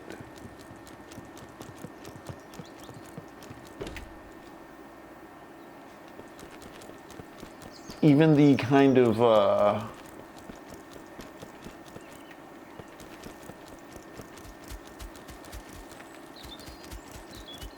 I'll say I gotta go find my brother. I need to stop rambling about a book.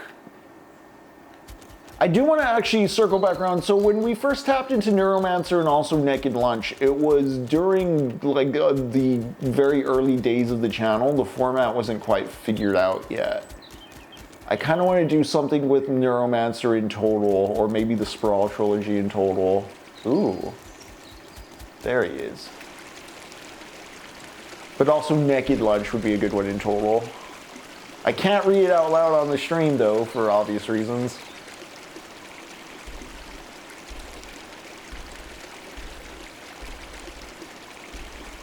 No, Pierre, we're never coming back.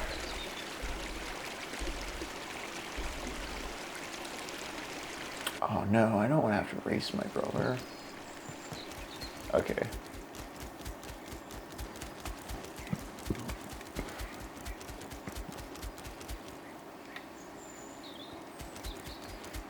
Okay, but where's the cellar key in this flashback?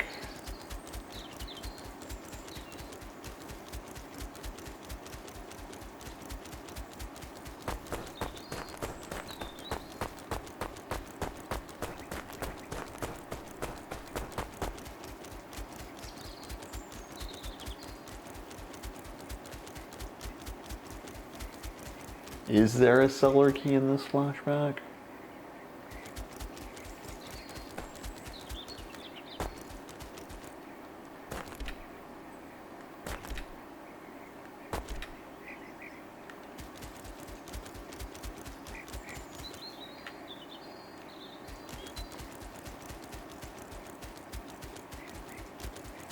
There is a blue sky prompt going around. Ooh, yeah, there's the cellar key. That was kind of like an off-the-cuff top 3 novels of all time recommendations thing, and I think this project really modified my sense of that, because off the cuff I was like, Moby Dick, Neuromancer, and Naked Lunch. Although I initially said Ray Bradbury's Something Wicked This Way Comes, which I think is also a very blissful novel. But those 3, Neuromancer, Naked Lunch, Moby Dick, I think are all kind of interesting turning points in the form of the novel. And they're kind of like the births of a genre. They all deal with work. So maybe that's just my fetish there. I guess my fascination is what do people do? Maybe not so much work, but also just like coerced labor in conflict with their sense of purpose.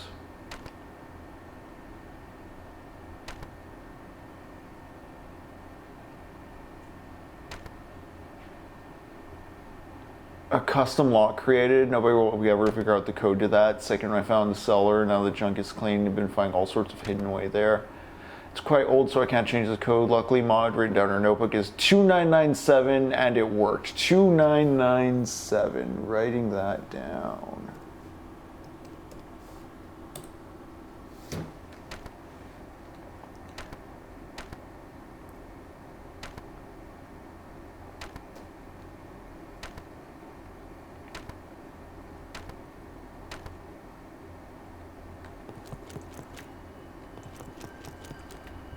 All right.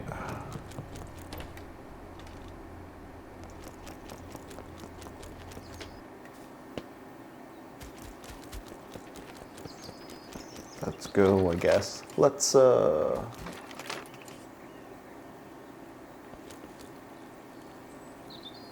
have not read Cryptonomicon, Ja.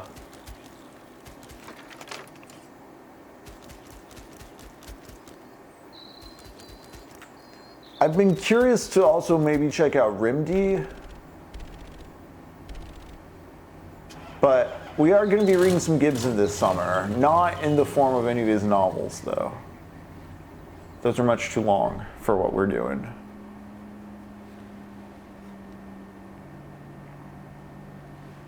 Chapter 6 begins.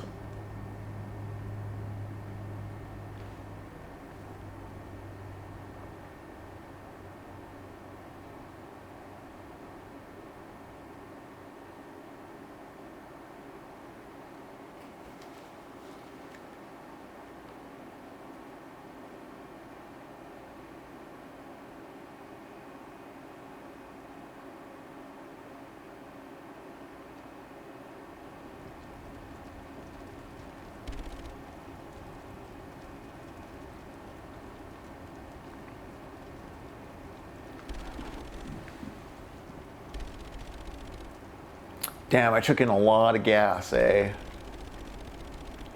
I'm gonna be just like Paul.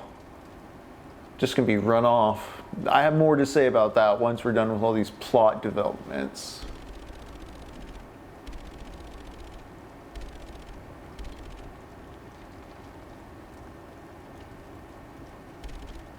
A gold-backed cryptocurrency plotline, eh?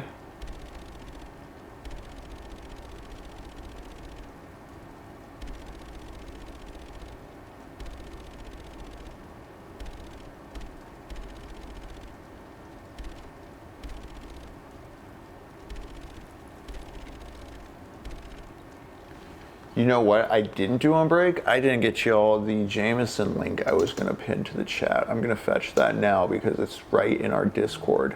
As a reminder, if you go on over to our Patreon, you can find out how to access our Discord where we share links. You have direct contact with me and others. And we screen movies on Sundays that are related to the material we're going through. But yeah, here's a PDF on cognitive mapping, which we'll be going through while going through Medal of Honor Underground, which we've been doing on our B-sides. That might just become the regular channel stream for a moment until we roll into the summer proper. Pinning it now.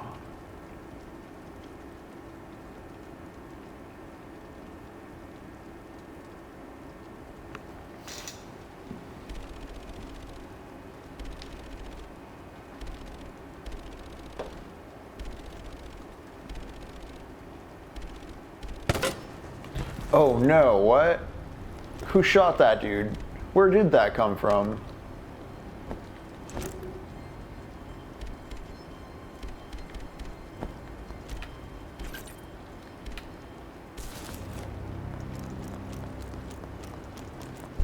Well, at least... Okay, what key items do I still have on me? Because I have that one FORT key, I have no clue what it's for. Then I guess I'm waiting for another diamond type thing to put into the necklace. And this photograph that doesn't make me laugh. Okay.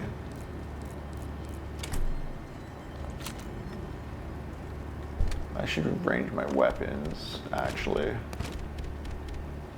My ammo count's all off.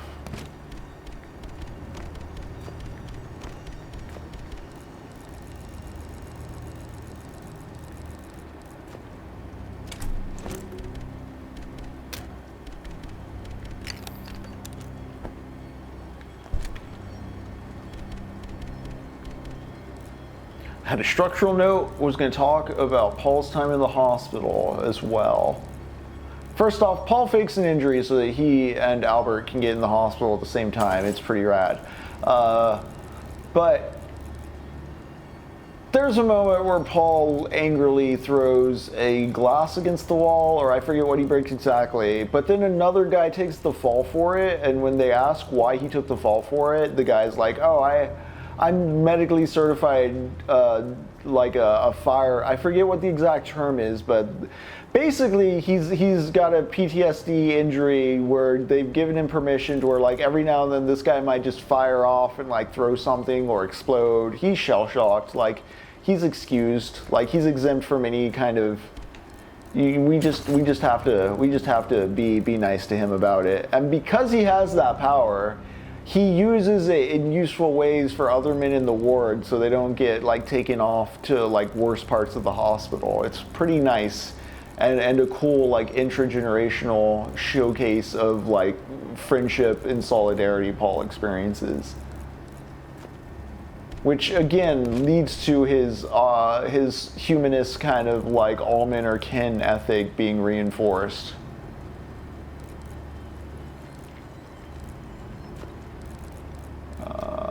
Gonna load up on the rifle and the shotgun.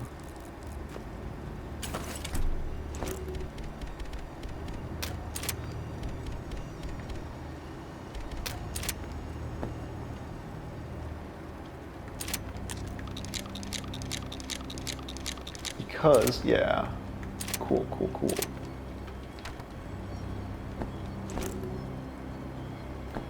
So I guess... Do I confess anything at the church? Can I confess anything at the church? Let me try it one more time.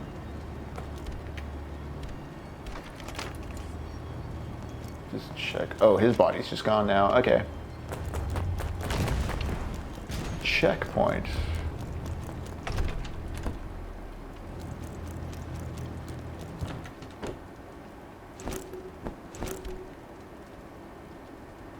Oh, do I need like a fresh filter for my gas mask? Okay, yeah, just triple checking. That does nothing.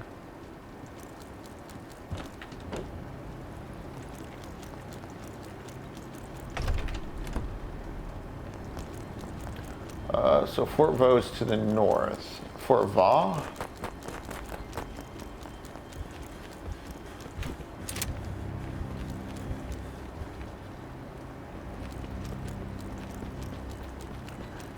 Don't mind me at all.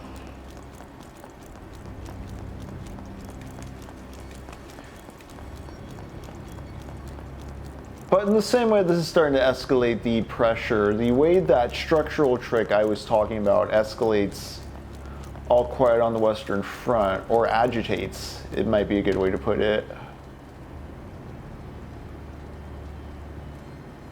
I'm gonna have to like run around. I see.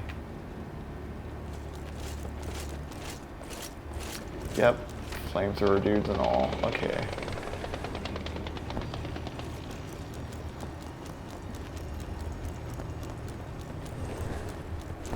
That's cool, the plane.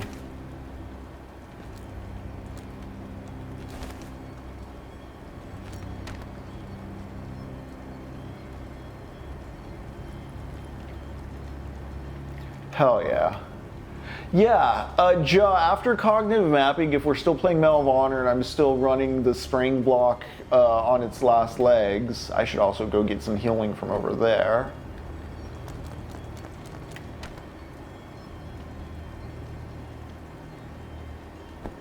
I didn't realize I can go back here before.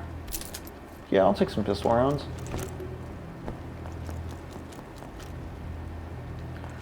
There's some more Walter Benjamin I kind of want to go through as well. I don't actually remember it off the top of my head, but it's another one that's just a PDF. I think it's on violence.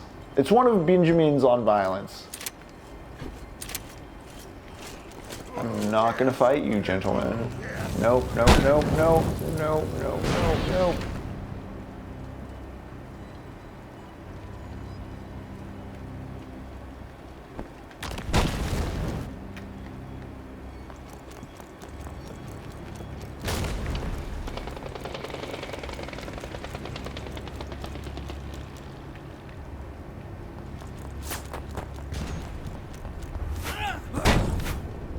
Either way, once we're done with the Jameson, I'll just straight up, you know, sticky and pin it as I did the Jameson.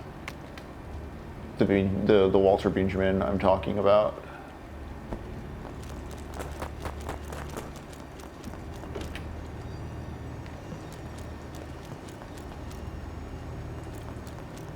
Is the shopkeeper just gone?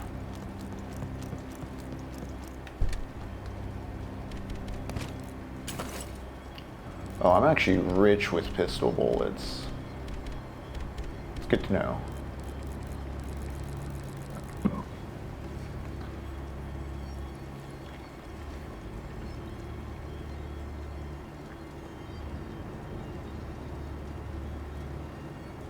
I'm actually going to look at the Walter Benjamin. Yeah, it's his critique. It's Benjamin's critique of violence. Let me pull that one up.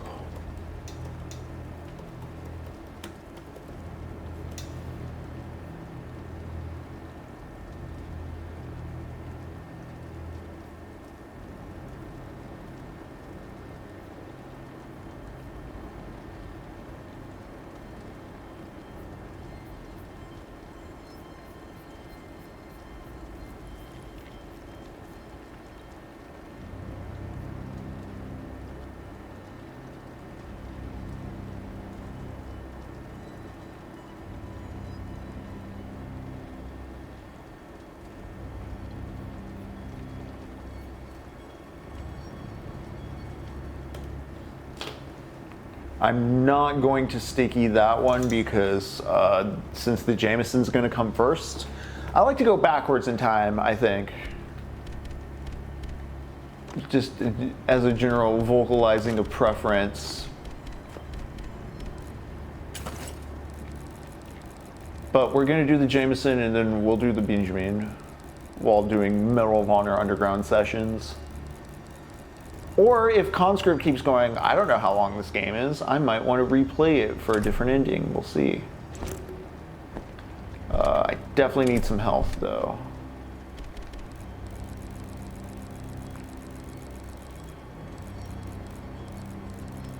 I'll take a first aid kit with me.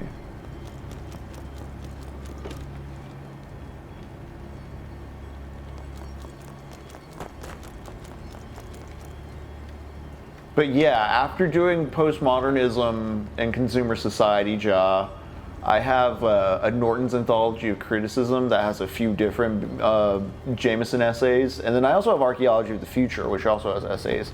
I was like, oh, I want to start falling down that hole. I do think he has a useful model for making sense of the world.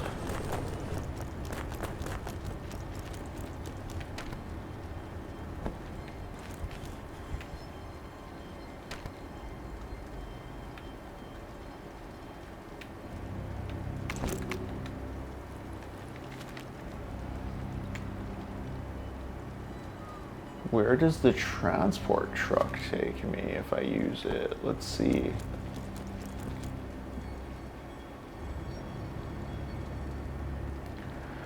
Yeah, so I found Benjamin because in 2010,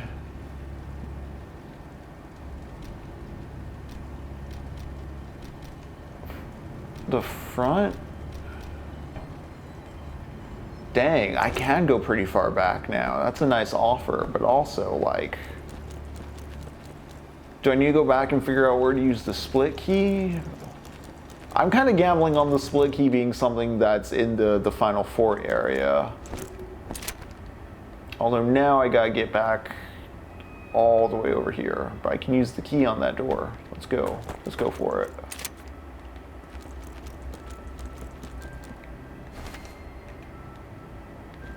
Found Benjamin in 2010 because I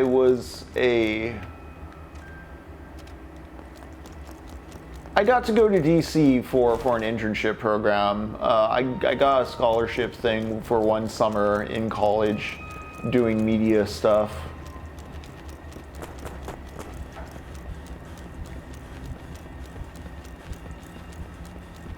The actual internship was out in California, but the organization was headquartered in DC, so before going out to California, we all were in DC for the first week of the program. And I went to, like, you know, the various museums there, and it was, like, probably the Modern Art Museum? The Contemporary Art Museum on the National Mall. I forget which one it is explicitly, but they had a book of Benjamin essays in the gift shop, and like it really struck me as interesting, so I grabbed them, and that's where I first read The Work of Art in the Age of Its Technological Reproduction. And then a bit later I found his stuff on like the Angel of History. I had a friend, she had the book on the Natural History of Destruction, which isn't Walter Benjamin, but is like a contemplative kind of look at like what does it mean to be the nation that did the Holocaust kind of a thing. It's a German essay on that. I forget the name of the author off the top of my head. See, and that's the thing, because it was about like, I related this stuff through like narrative media and art that I liked and I thought was cool and that I was seeking outside of the classroom.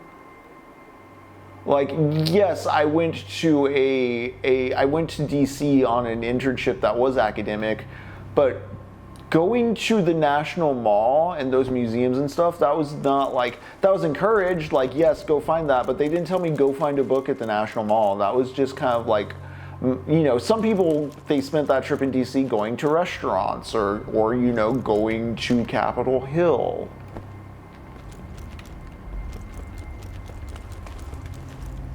Anyways, I guess I'm trying to get around to talking about how an interest in like fiction and narrative and like the popular arts, it ended up getting me into philosophy and theory and critical and like the Frankfurt School of Critical Thought and like those people.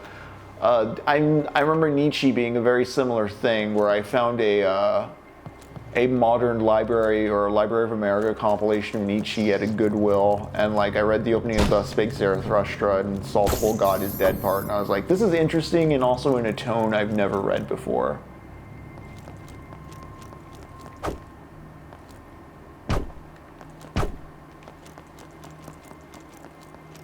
And I think part of the reason I recognize Nietzsche at all is because of video games. Like I've never played Xenosaga, Xenogears, always meant to, but I know those names and titles are heavily referencing a philosopher, and as a 13-year-old kid seeing, you know, these JRPGs referencing like old philosophy stuff, as a teenager or a kid, you're just like, oh, it's old, it must be important, whatever they're talking about.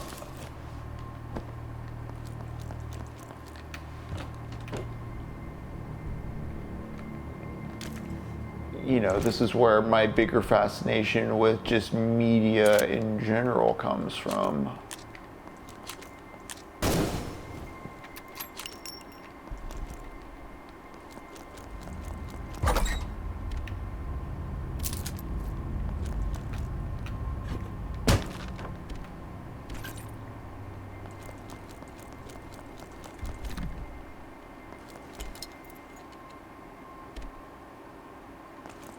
Military barracks.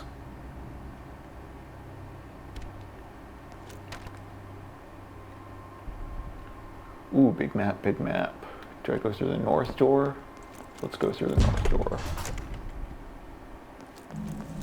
Ooh. I have no filter either. Okay. No filter, and there's no dude around to buy shit off of. That's where I came through.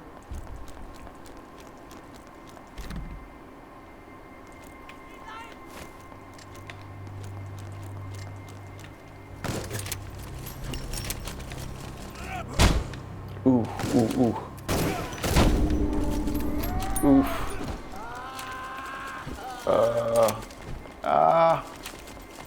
Two for one? Nope.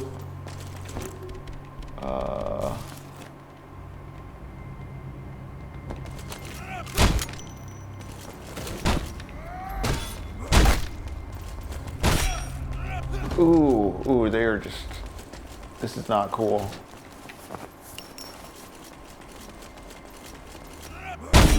Nope. Damn.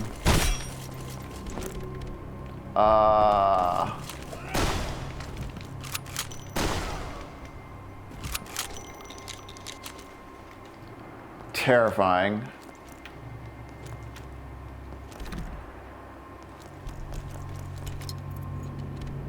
Surely I can survive, right, gang? Right?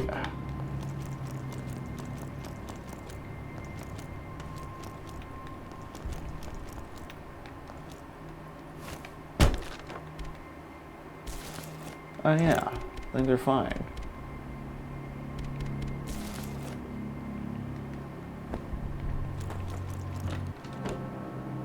Yeah, see safety.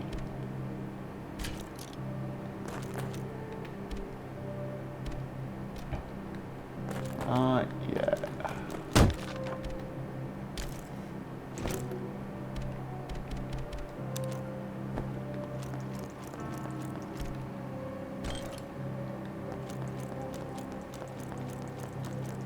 I'll talk with you in just a moment, pal.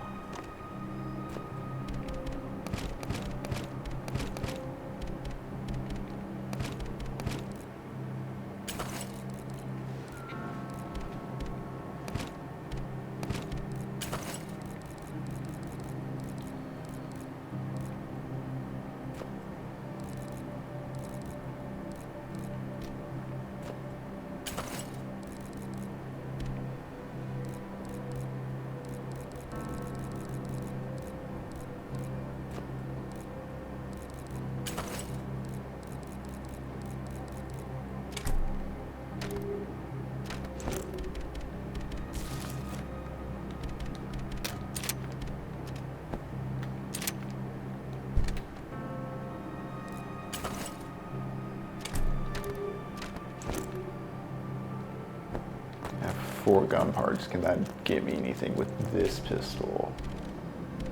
Also, do you have a canister I can use?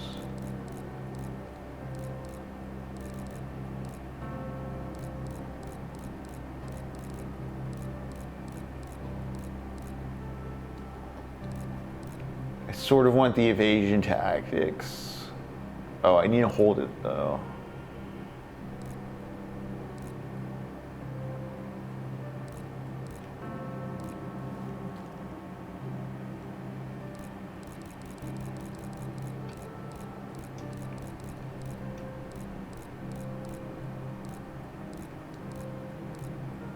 Damn, I cannot just buy gas stuff, huh? Alright, well, I'm gonna invest in gun parts. Stock slow, invest in gun parts. There's always a war ahead. My intro to Nietzsche was the tone poem, also spelled Zarathustra.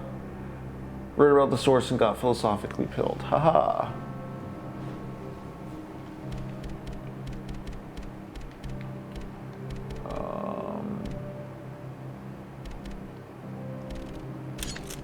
Interesting.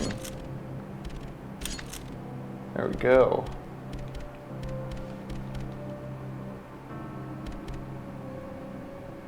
Super strong guns. Okay.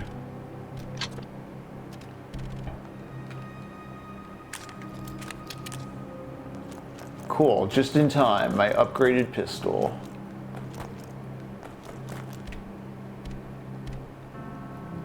Sticking true to the raw dog and single solo thing.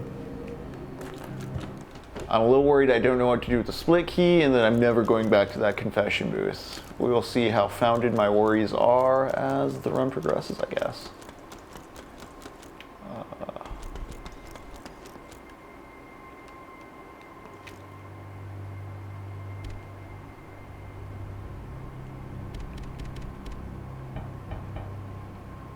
And I just don't have that other wrench anymore at all. Why am I still walking around with the pump handle like it's going to do something? You've been eating up space, buddy. What key items do I have?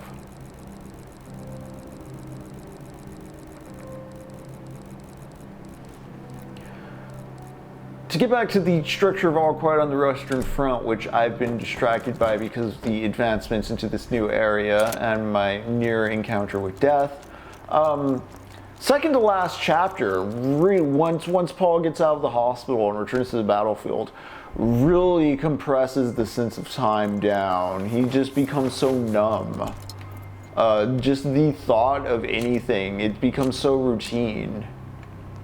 You really do, in a depressing way, see a whittling down of the human spirit.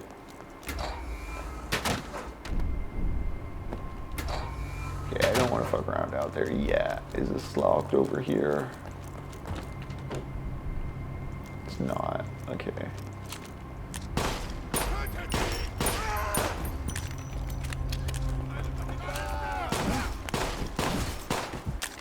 Nice.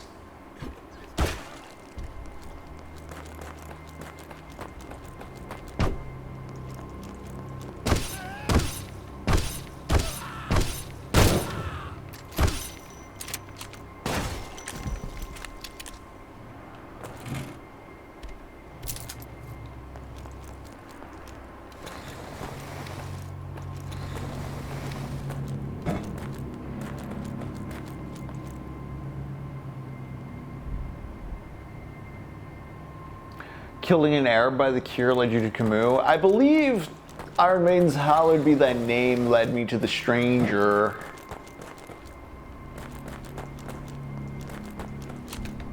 Iron Maiden also led me to Chesterton, maybe Tennyson. The Sword got me into Yeats. Golden Lion Key.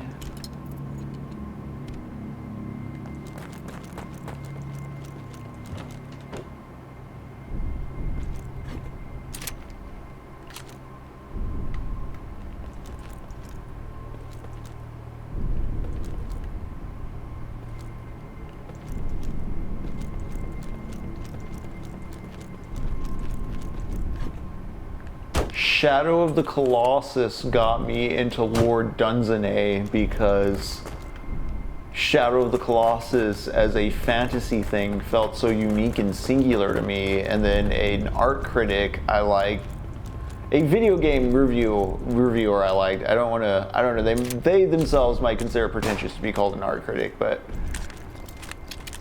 I don't think it was Tim Rogers himself, but it was on the old actionbutton.net text site. There was a review of Shadow of the Colossus that described it as Dunsanian, and that was the first time I'd heard of any type of fantasy thing described as Dunsanian, and that's what led me to find Lord Dunsany. I feel really bad for not knowing the name of the review off the top of my head, but shout out actionbutton.net.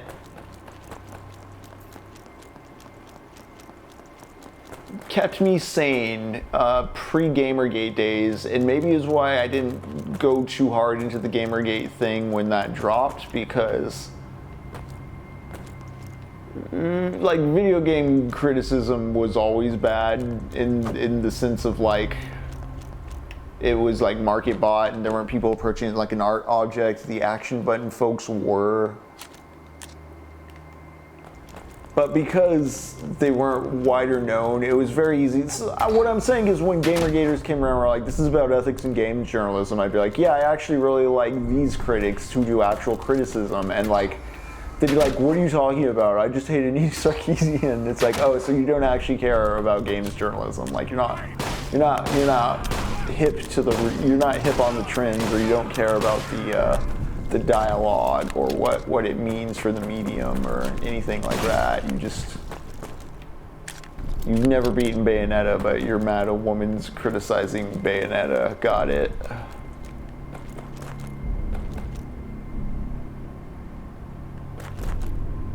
I just want to be mad. Yeah.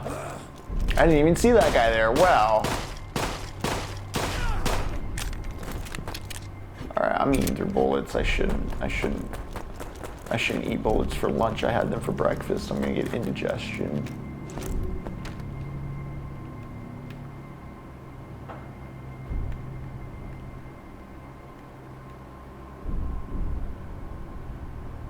Oh, there's like a whole thing over there. I don't even remember. I thought it was just that locked lion emblem door. Okay. Okay. Intimidating.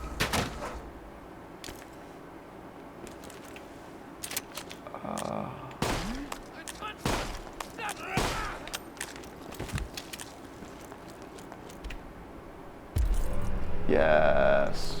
Alright, cool. A lockpick. No? No, nothing there? Okay.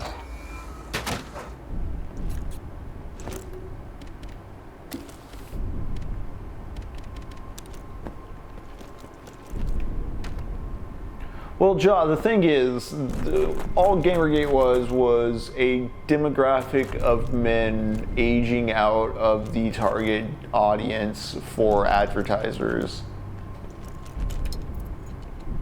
And in being ditched by the system, rather than recognize this is a byproduct of being commodified and marketed to as the dominant money person in that system, and instead of realizing the system was shafting them, it's that horizontal move of like, well, let's blame women, let's blame the minorities, let's blame wokeness.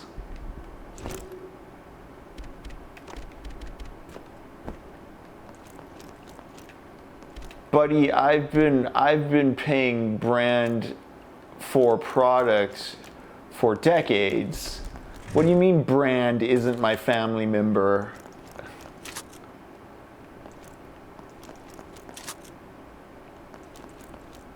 This is women's fault. It's women's fault that brand not my friend. That's really what these motherfuckers are down to, aren't they? It's really women's fault that brand aren't my friend. No, the president personally gave me the pass. Comedy is legal.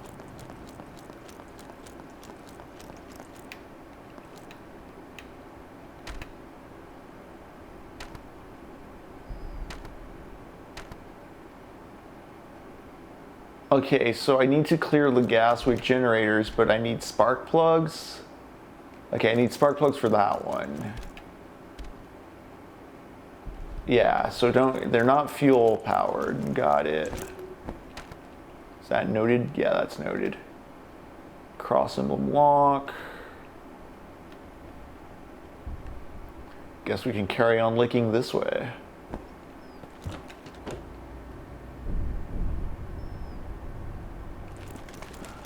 I don't remember banning Gamergate, but like Epstein for sure. Bannon was doing the World of Warcraft farming, I know that. I'm sure he had some hand in the Gamergateification. He benefited from that kind of grievance culture.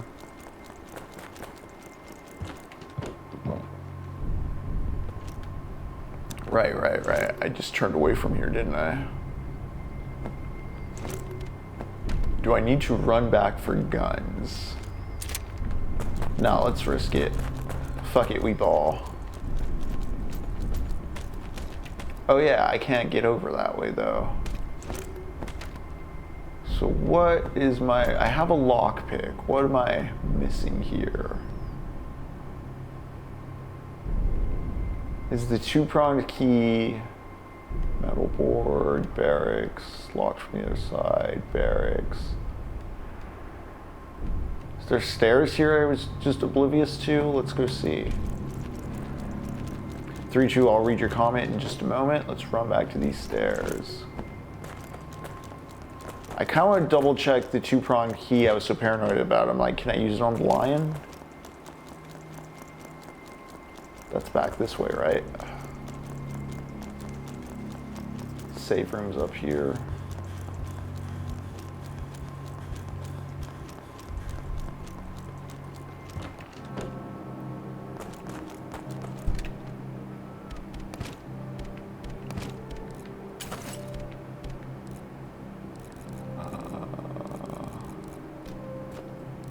I gotta use the rifle. They just give me so many dang bullets for it.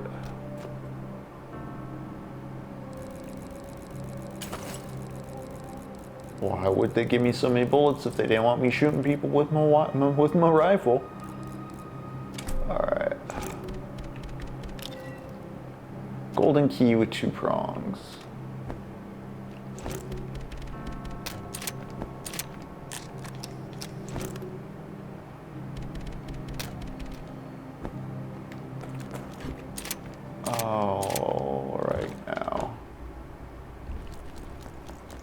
See if there's this stairwell over here. I thought I saw shiny. Oh yeah, I can go downstairs. All right, let's go.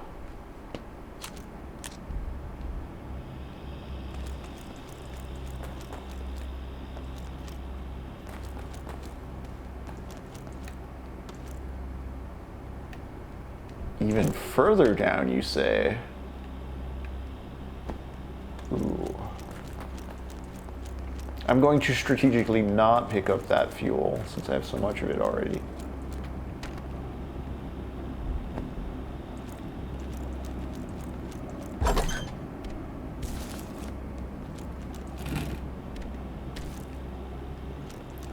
I've forgotten all the gunpowder combos as well, but I have plenty of gunpowder in my box.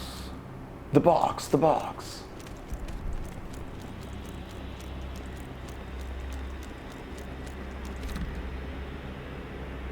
Oh man, what is this riser?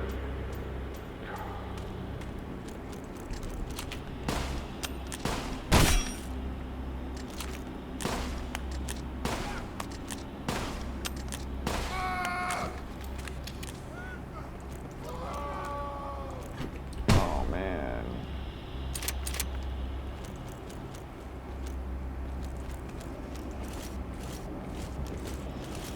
Oh, I hear him.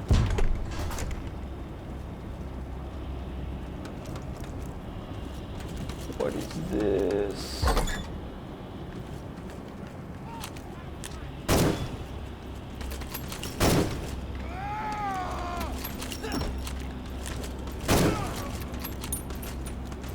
Okay, this is actually not that bad.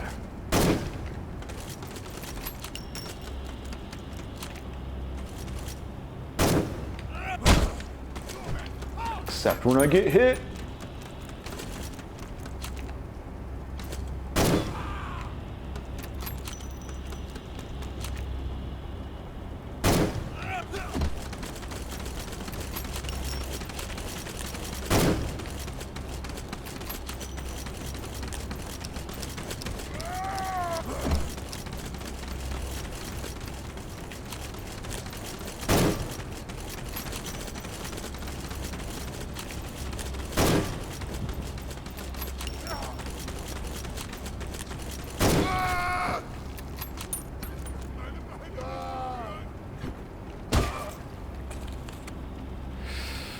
Thank you for the cigarette, sir.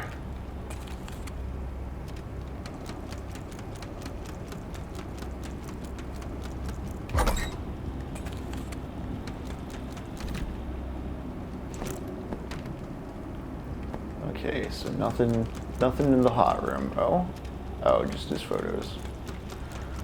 All right, 3-2 says, I found this quote from an article on Britannica. Steve Bannon's Breitbart would do much to spread awareness of Gamergate, and Bannon in Indianapolis would use that platform to draw Gamergate supporters into larger alt-right movement. Yes, Breitbart, right.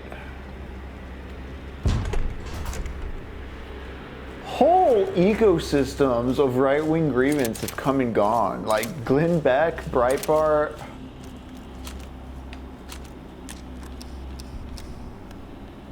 Is Phyllis Schlafly passed, correct? I don't remember.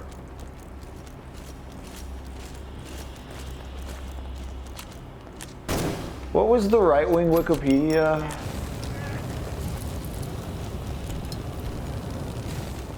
Like the Bush era one. Was it, am I just thinking of Conservapedia? It wasn't Conservapedia, was it? That's way too simple.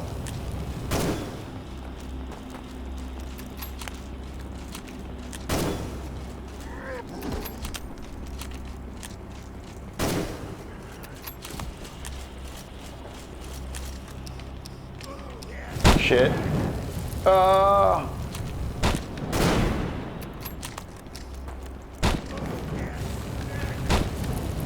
Shit. Oh, this is no good.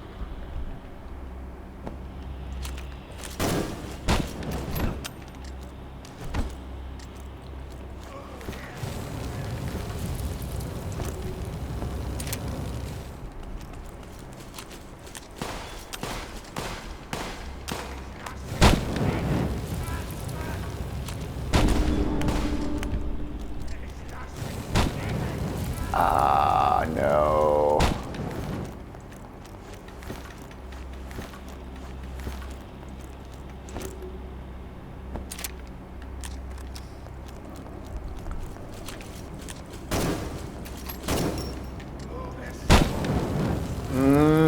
I'm dead.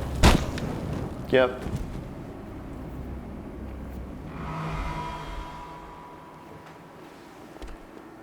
We will move on. Yeah, I thought it was like Phyllis Schlafly. Did she have a kid or a son? A kid or a son, like they're different things. Some kind of spawn. Some kind of brood. I just remember the early days. It was like the Correctopedia. It was like the correct version of Wikipedia. All right. This is back when I was rich with pistol bullets and cocky.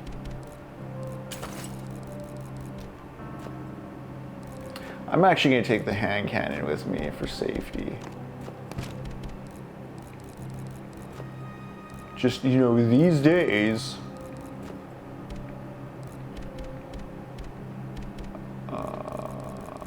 And some healing just because.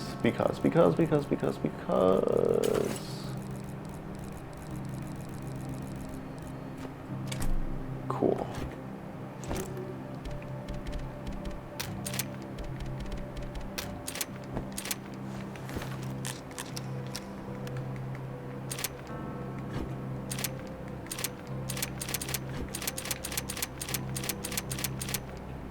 Okay.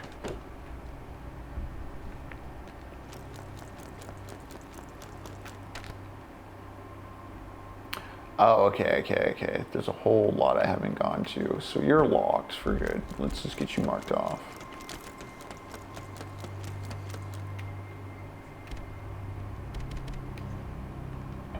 This is before I got the lock pick.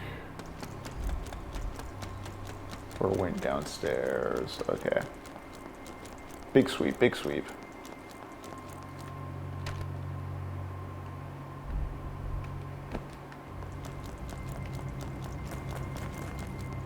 I'll go out this way first. Because it's blocked from what I remember. Let's see if I can conserve pistol ammo this time. I think I can take most guys down in 3 shots.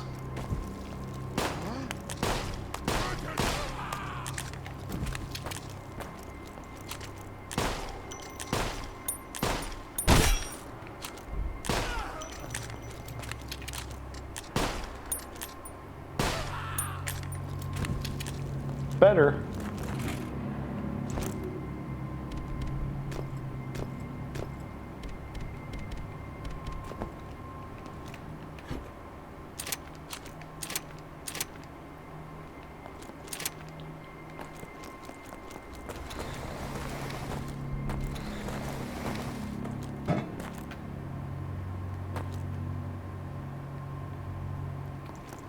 Helpfulpedia.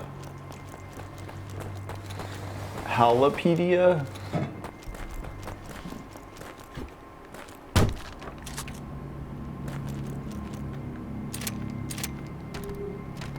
Is this before or after I bought a bunch of gun parts? I feel like it's before. Although I didn't sell the jewelry yet, have I?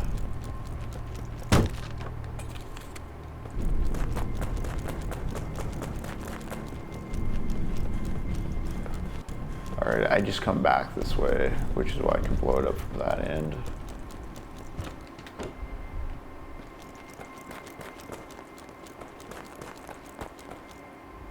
No, Ja, I have not read the AI generated wiki. I'm going to continue not to.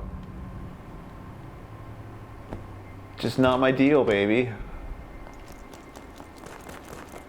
Not my bag, baby. Instead, I'm going to revert to a guy who saw Austin Powers in 2003.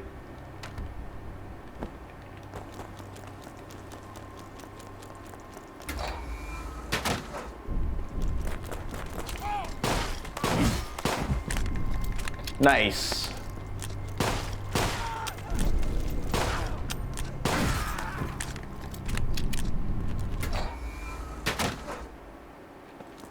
Hey buddy, I need this lockpick.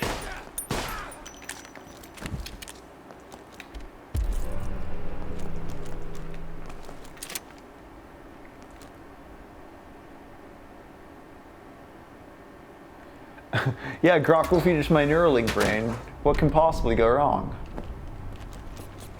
And then up here, one of these is locked, right? Oh.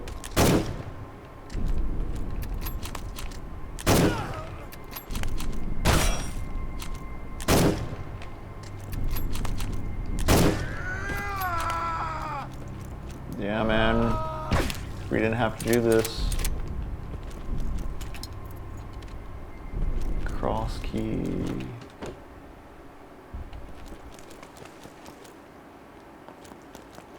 Right. Generators, fuel, gun parts.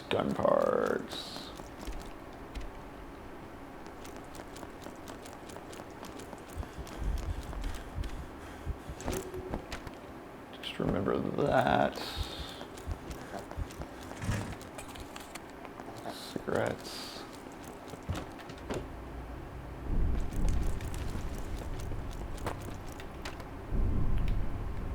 Not really anything else out here we can do for now.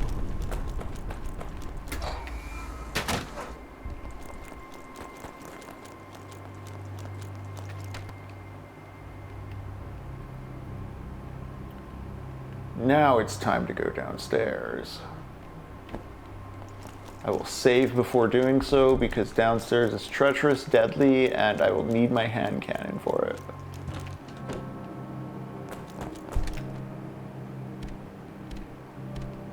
Maybe drop you.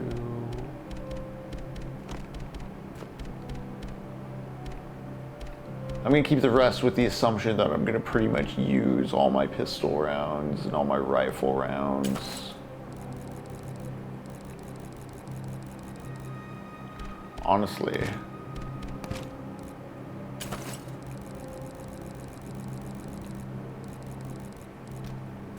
I might just go full rifle, pistol.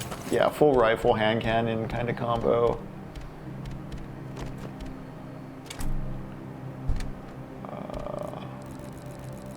I realized I made the necklaces. I didn't sell it though. So let's do that. I need to wash this rock or something. I don't know. I don't know what I'm doing with the rock. I don't know what I'm doing with the photo. I don't know what I'm doing with the two-pronged key.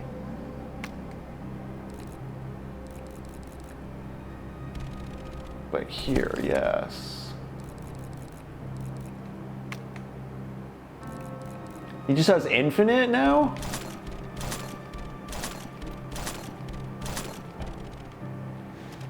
Interesting.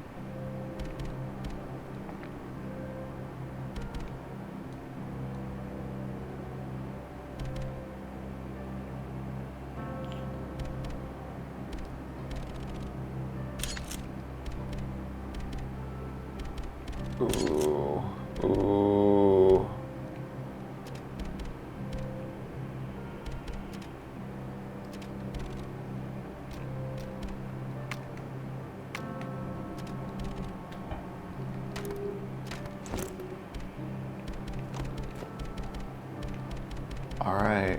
got a lot of rifle space.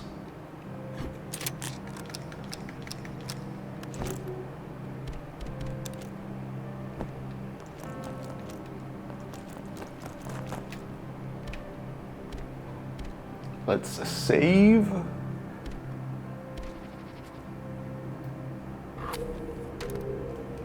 All right, gang, it is 10:21. Typically, you might think that that means we're coming to a close. However, I want to keep my mental RAM of this location fresh for a little longer. So, I'm gonna hit break time.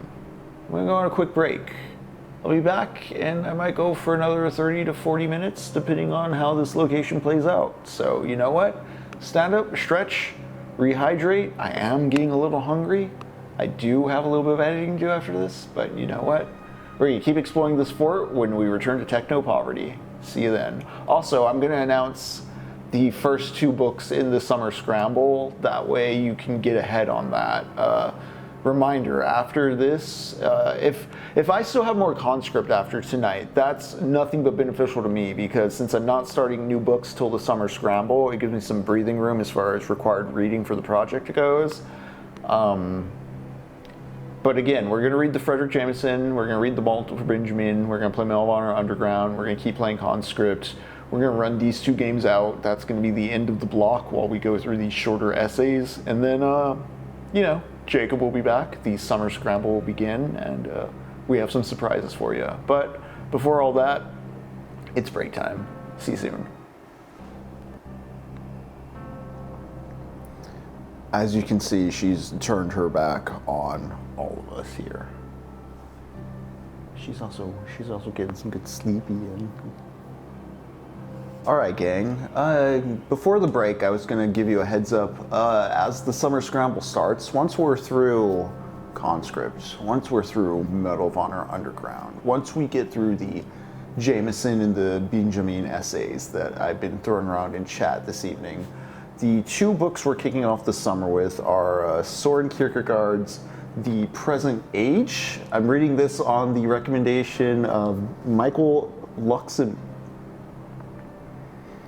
I mean, I guess Lux would probably recommend this as well too. I just said Michael, and I'm sorry, Lux, I knew first, but Mr. Michael Burns, whom y'all know I edit for, he did this as part of his Burns After Reading series. I believe this was the first book I edited the essay for.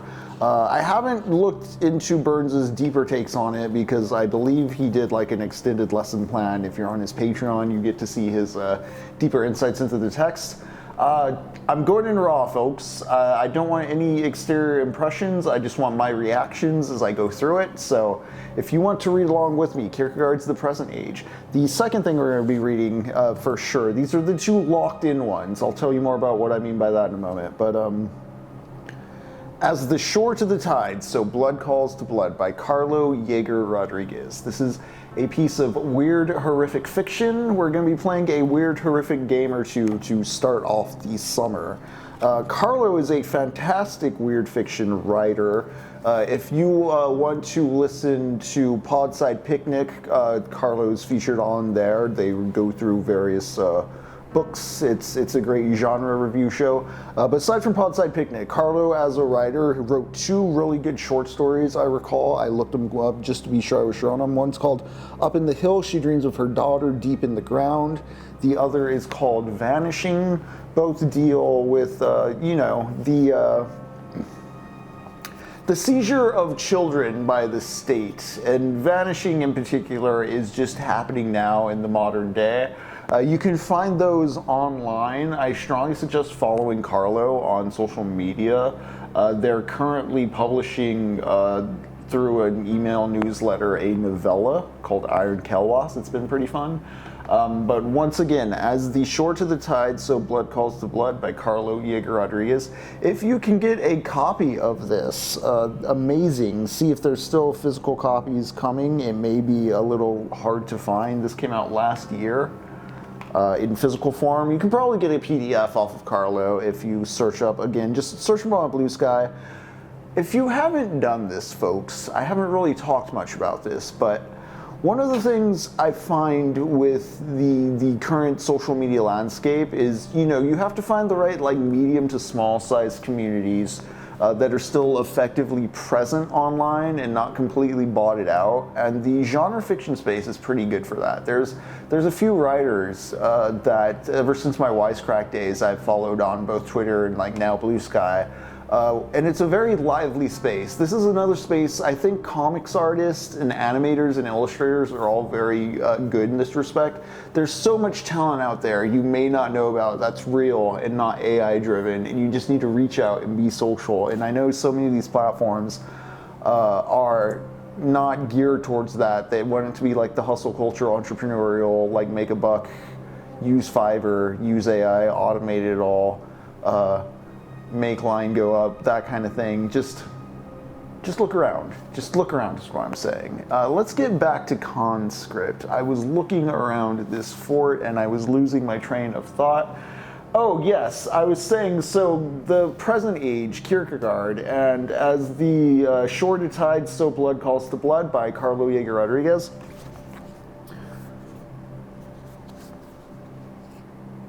I'm going to read these two, and we're going to talk about them with our first game in the series, maybe our second game in the series, depending on how long that takes.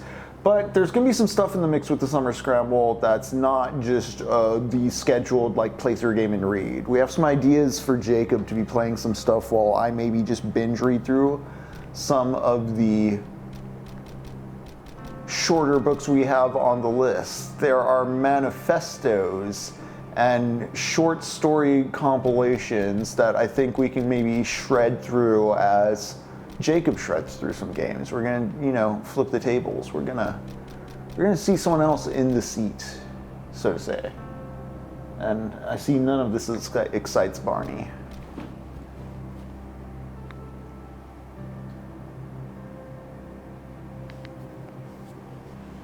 Also, L-Man, I know you tuned out way before we went on break, but have a good night, baby girl. Baby man. You know, we prefer, not preference. No, I'm not gonna say it. I'm gonna stop where I'm going with that because I'm also looking over this map.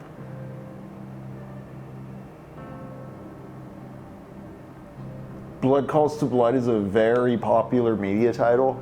I'm trying to figure out how I'm going to fit it into the title of just the descriptors, but it's all good. Definitely read Vanishing. Like, you can read Vanishing in the time it's taking me to look at this damn map. It's a very short story. Carlo Yeager Rodriguez, Ja.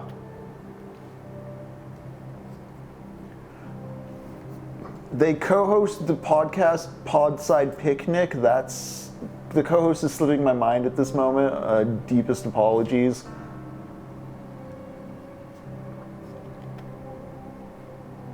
We're going down the stairs is what we're doing.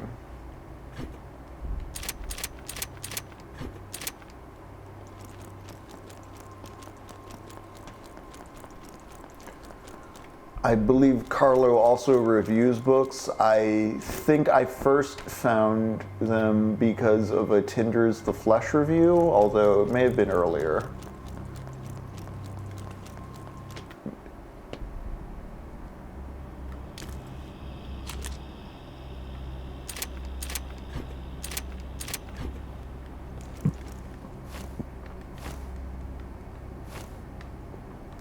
I may have also found Carlo, now that I'm thinking about it, through the Right Good podcast by R.S. Benedict. Another excellent personality to follow on social media. The Right Good podcast is amazing. It's actually been a moment since I've checked in on the Right Good podcast. I don't know what the current state of affairs with it are, but like Carlo, I do see RS interacting on the socials. I don't want to sound like a stalker. It's just, you know, I get on my feed and it's like a person I follow is retweeting things. I'm like, cool, yes.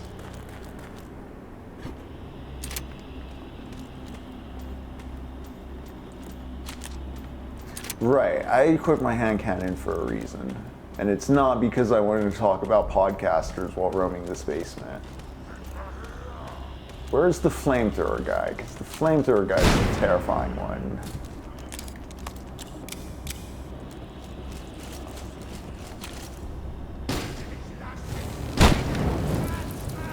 How did that not?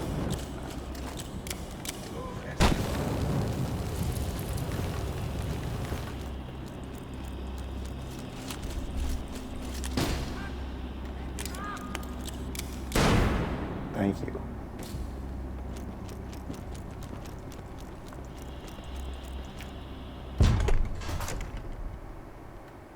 Oh, let's get out of here.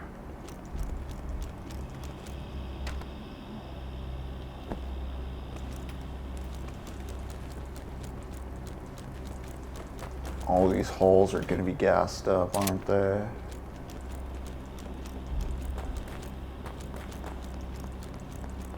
Or just straight up logs. The basement's where all the best podcasters are.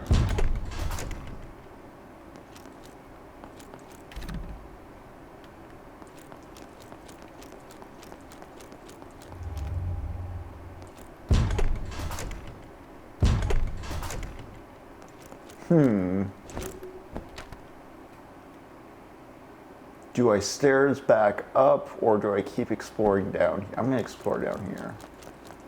That checkpoint sent off some spidey senses tingling, you know?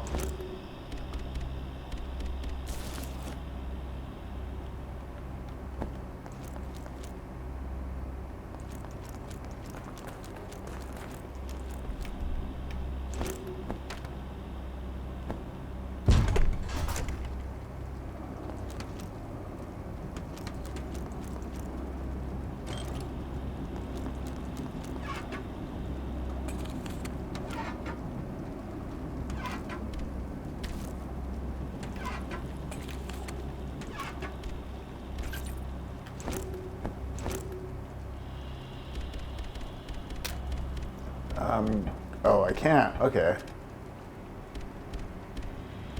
What does combining it with chemical fluid do? Pistol rounds?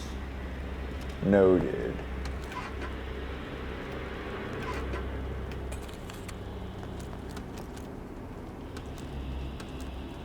Well, that clears this room.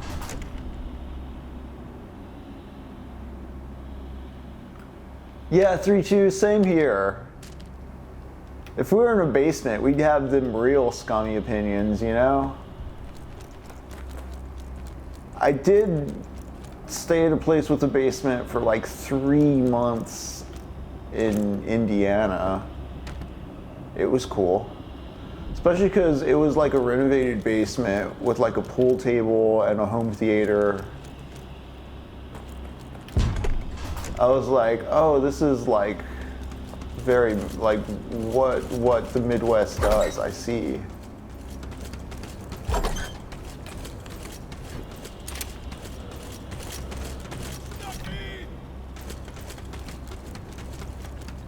It was a true red letter media experience, and I mean that complimentary in like the coziest, like at-home cinephile sense.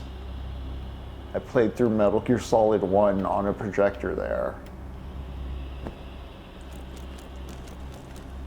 Also, Shadow of the Colossus. It had like it was the only place I'd ever been where the projector supported 3D. And it was when the PS3 remake of Shadow of the Colossus with 3D capabilities came out.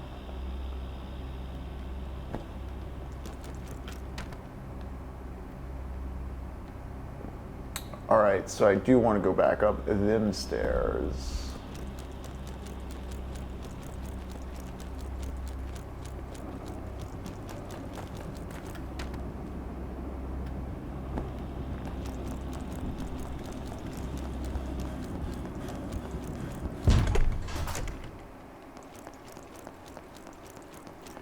What awaits?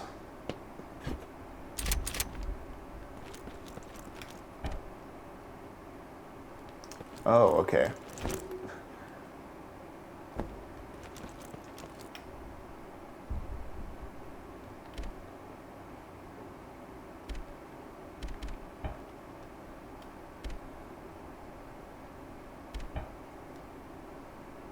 Are these two-pronged keys? Because it looks like two-pronged holes. Okay.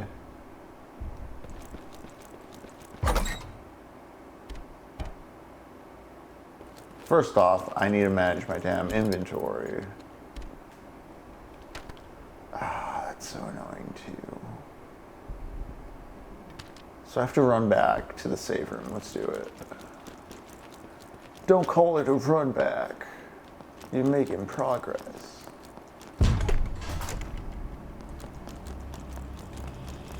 Faulkner just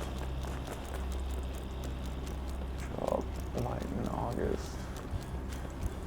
That's right. I'm white guy rapping. Oh no. Perhaps I shouldn't stream for too long. Confidence and self-expression ruin.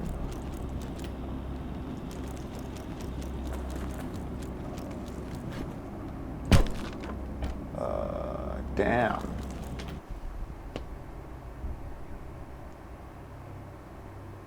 Oh, that's awesome, 3-2. Actually, I'm kind of curious. It's probably not be too hard to find one for relatively cheap. But also, I'm in no need of one, and I'm not even going to try to search. That is just no.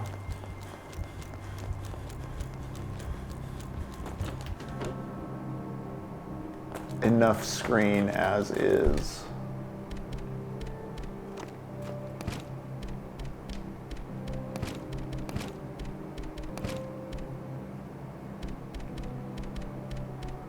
Oh, man.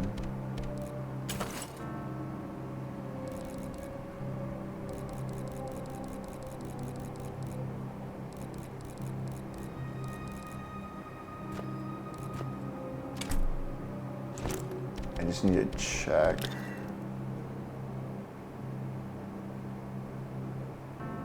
So shotgun shells with chemical fluid. What does gunpowder D turn into? Is that... If I remember right, I think that's the hand cannon. Yeah, chemical fluid for hand cannon.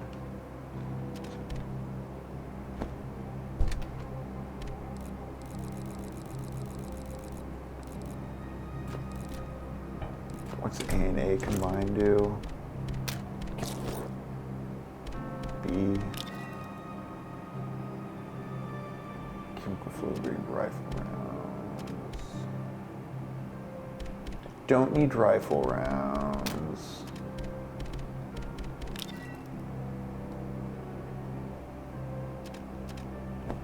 So I'll put you away for now.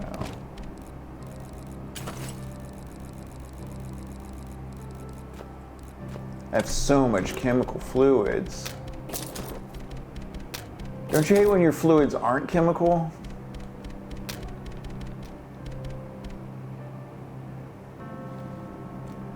More screens, I should be able to close my eyes and have a screen projected onto the back of my eyelids. That's called dreaming, 3-2. You can do that yourself.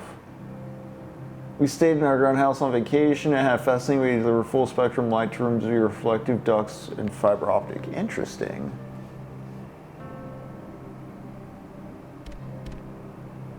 That's pretty cool. The reflective things.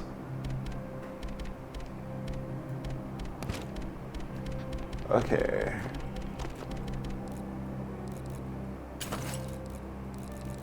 How are we gonna solve the mystery of the dual-pronged key? Let's find out. Boom. I'll leave the rest for now. I'm gonna save since I did a sweep.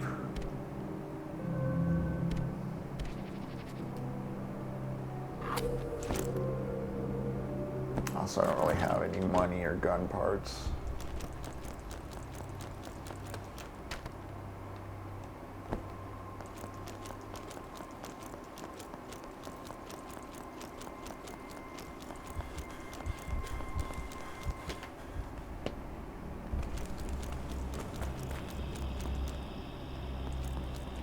Oh yeah, there's an even further layer down I can go as well.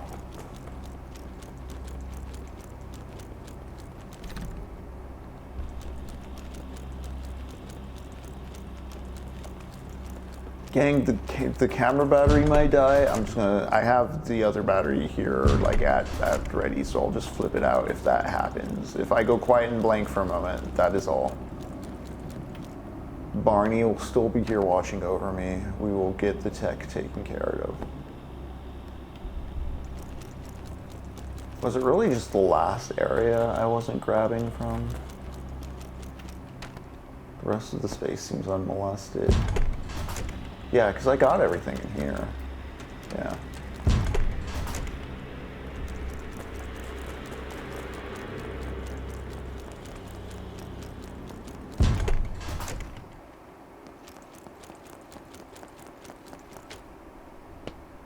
Really, it is just the barrett key I need, yeah.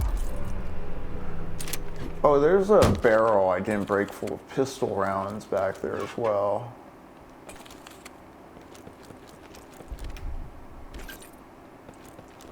More chem fluid. Okay.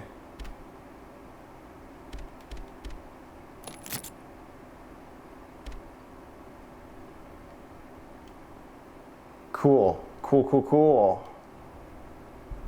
Finally, a little piece of my soul's at rest.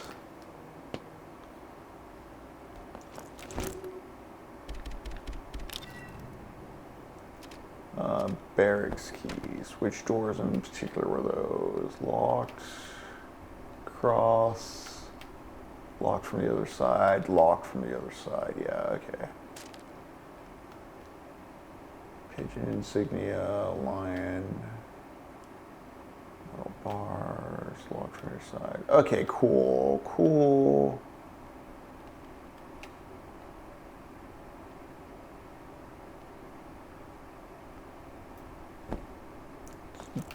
Back up top we go. Oh, I still need to explore the other layer.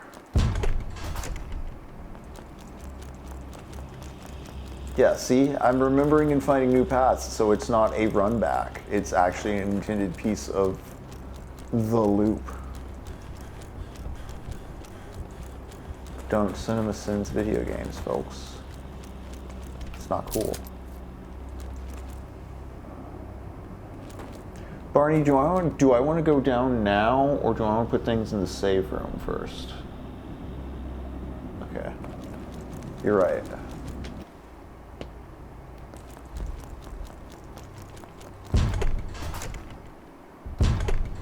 That's not the way to the save room, though.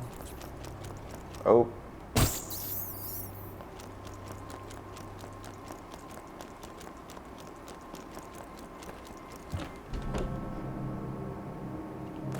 Fredric, what if you already have? You just don't realize it, man.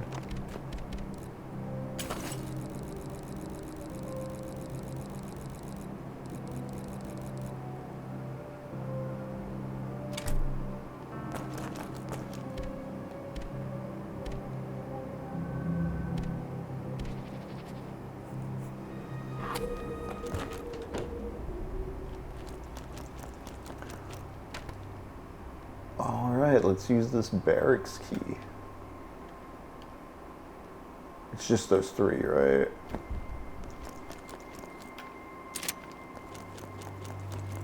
Oh, oh, oh.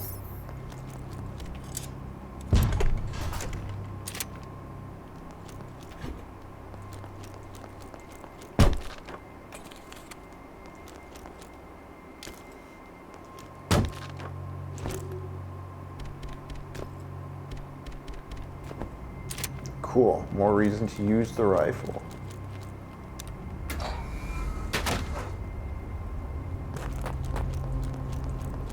It is fascinating to me also that there's this sense in the war that Paul's reducing himself to an animal state. There are parts of him he needs to shed out of necessity to survive. The only objective is, you know, to live by avoiding death. And to avoid death, you're going to have to, you know, offload it from your shoulders onto others by delivering it on the battlefield, you know? There's the transmission of sin stuff. I should have been unmasked this whole time. Oh, okay, I'm like in the trench down here. Good to know. Oh, that's where the other two doors probably lead as well. And you can go under. Nice. And there's a cross door down here. Something that's been consistent throughout all video games since the start of the stream is pretty much the murder hobo aspects, as I like to call them. I'm thinking of the concept of the legal kill and just how video games are they make the haptic space where it's permissible to, the ultimate solution is death. It's the play space where you don't get to do that anywhere else. Ooh, okay, so I need to go there from inside.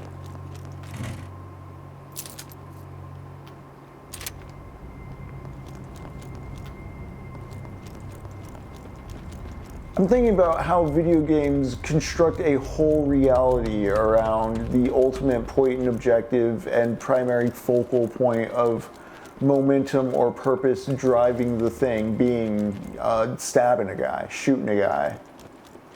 The obliteration of the other in pursuit of a pre-designated by narrative authority objective.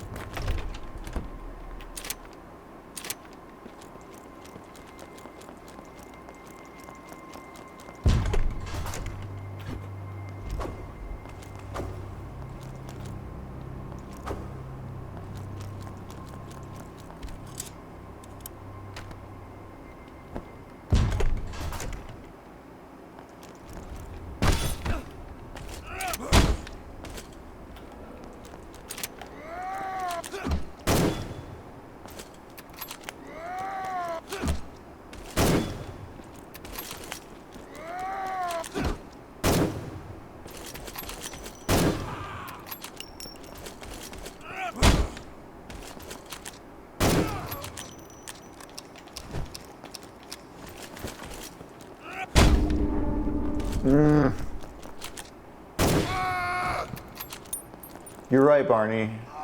Good thing I saved. Hell yeah.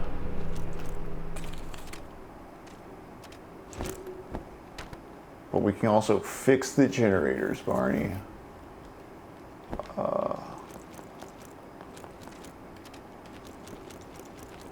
No door out here? Fascinating. Fascinating.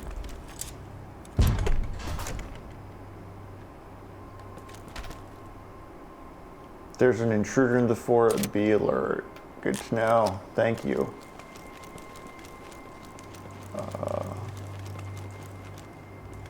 I'm glad some of these dudes I can just walk by, or at least I hope that's the case and he's not gonna flip out on me. Gun parts, thank you. That's it. I mean, gun parts are nice. I'm not taking that for granted. I just want to make sure that's all the corners there. Now we go back around.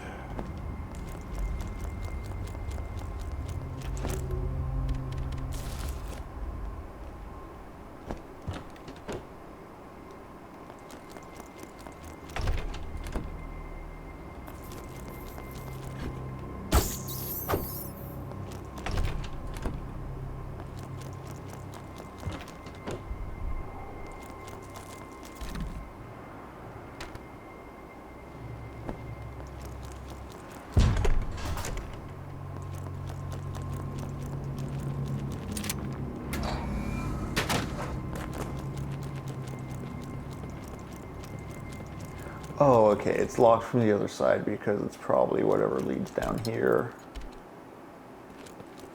Sculpture key needed.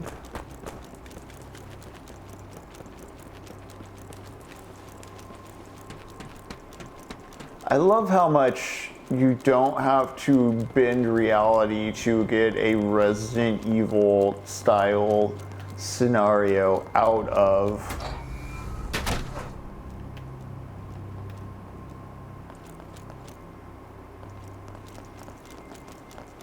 this World War I setting.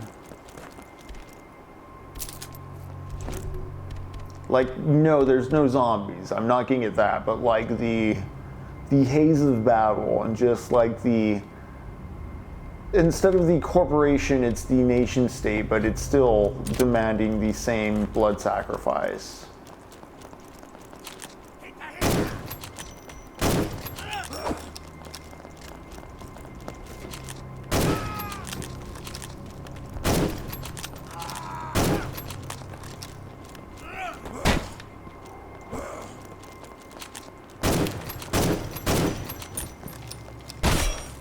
Ah.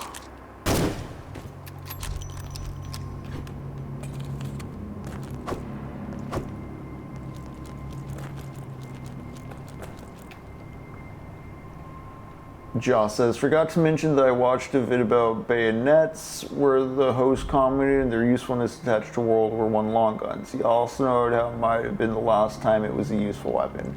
Yeah, I found it interesting. One of the things Paul notes, making sure this is facing the right way, is, you know, they learn to go for the stomachs so that the bayonets don't get stuck in the rib cage.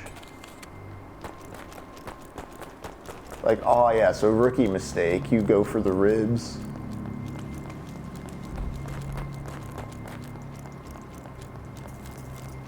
This is where I came in from. I haven't looked at the map for this area yet. Okay.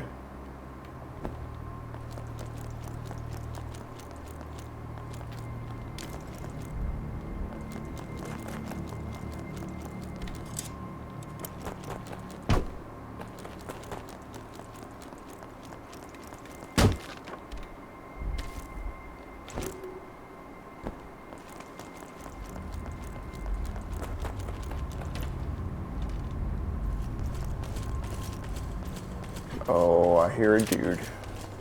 Oh, I see a dude.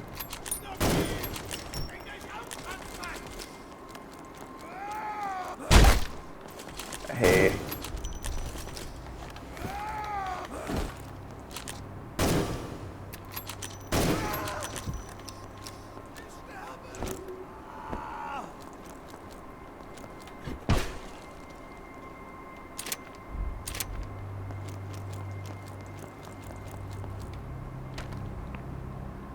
Spooky. Oh, there's a sword guy up there. Yes. That's right, Barney. We're making progress. Sorry I put the cone on you, but it's for your own good.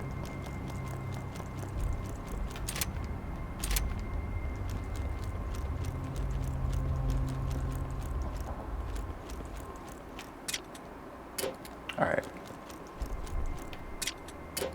Not sure I nerd the code yet. I don't think it's the one the brother gave us early on, but damn, we're gonna have to remember that for next session.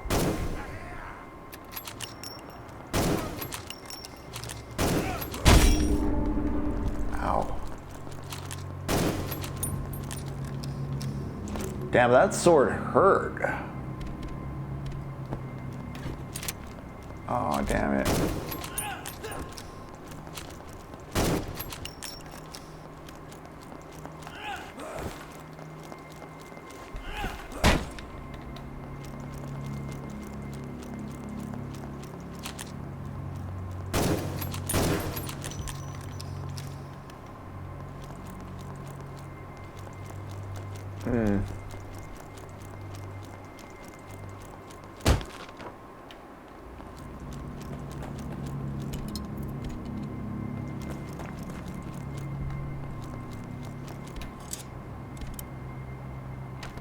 Cool.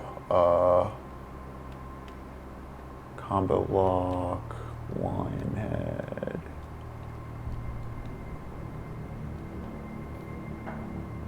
Do I run back to the save room or no?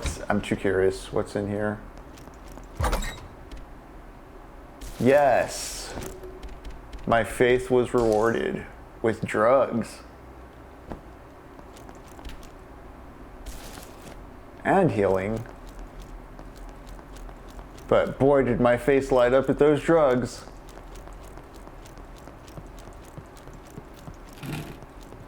Oh, and there's more, you say? No. Do I have enough space on the table? A German diary, 4/1/16, a new year. New Year's passed quickly this year. We've been preparing for an important battle. For the first time in months, supplies are plentiful. Most of our daily routine involves transporting crates from trains and cars. No mail today, but I spent the evening writing letters. 29/1/16, getting ready. The preparation for the upcoming battles winding down. Many companies share the same order, and we are moving now into the new front line. Never seen so many soldiers before. Our superiors have said this will be the battle in the terrible war. They're calling it Operation Judgment, so we're expecting a hard fight in a few weeks' time. But now the landscape is still. The winter has been harsh, but the birds have started to come out. They sing and it reminds me of my farm. It is very beautiful here, in all honesty. One letter from my wife. The war has made her quite distressed, but she says Anna makes her happy on those days. She does her little dance and she smiles. I look forward to seeing that little dance again. Wow, I almost forgot about the whole bit with the wife, which I alluded to but did not talk about because I wanted to read through the hospital sections and such in the back half, which we got through. I look forward to seeing that little dance again. We'll talk about that wife in a moment because it's a fun scene. Slow day today. Today was rather slow and uneventful. After our rifle inspection, a letter was delivered for my wife. She's fallen ill and is feeling depressed. Oh no! Clara will be looking after her. I am thankful. And so today I've not been feeling well at all. I still had to guard duty at 1600, but it was quite a lonely evening. The birds keep me enough company here. First assault. The thrill of battles fallen upon us. In the morning, an artillery duel began that has been raging for an entire day. Feels like the earth is moving beneath us. Every hour it grows louder. The wife thing will be a good thing to take at the end of a video too. For the real ones. We will be advancing when night falls after the French positions have been pulverized. No mail today. Nothing is moving anymore. Very hungry. The landscape's turned barren. I can't compare it to anything I have seen. The birds are all quiet still. I don't think they are here anymore. A shell hit the mess hall this morning. No food for the company. In our past lives, consider this morning ruined by a yearning stomach, but here we're just happy to be alive. Our superiors told us a shell would never hit the sector we were told to dig the new mess hall in. I think those who made that decision should be the ones going without food. 3 letters today. Wait, I think those who made that decision should be the one going without food. What was it? Give them all the same dollar and all the same, or like give them all the same, give them all the same dinner and all the same pay, and the war would be done in a day. Like if they were fed, if the generals were fed like the common troops. 3 letters today. My wife's not feeling better, so Aunt Clara's taking her to the doctors. It's hard to be so far away. Victory. On Wednesday we had victory. Those from the times of battle. I'm thankful to be alive. Oh yes, on the 16th, 1916. Surely we're at the end. The ground fortress in the hills by the commune of Vaudevaux-de-Loup was surrendered after 3 days of fighting. Our company was to go over the second day with flamethrowers. A firefight broke out immediately. During the skirmish, Max was shot dead by a hairy Frenchman in a green scarf. It's hard to remember what happened. Once we made it past the large hill, another Frenchman donning a red scarf threw a bomb at my feet. The blast swept me off my feet and I landed in a nearby ditch. If only the birds could see how high I flew. Thank God my legs are intact. Did he kill my brother? Let's see. My ankle was in tremendous pain when I tried to stand. I spent the whole day and night there. I only recall parts but remember being terribly alone. I'm now in the medical bay of a fort. Letters this week early due to the fighting. Feeling stuck. 2 letters today. One from Uncle Otto, one from Clara. She writes that my wife was admitted to the hospital on the same day that I was injured. She's not getting well and has stopped speaking. A cruel joke. Oh, I would walk back home with one leg if they let me. Clara says she will send letters if there is good news. I look forward to the good news. 1916, nothing happening. The silence in our infirmary is broken today by a superior berating a younger lad for turning back during the battle. To give orders from the back, that is easy. It's hard to clean the latrines. This is paths of glory.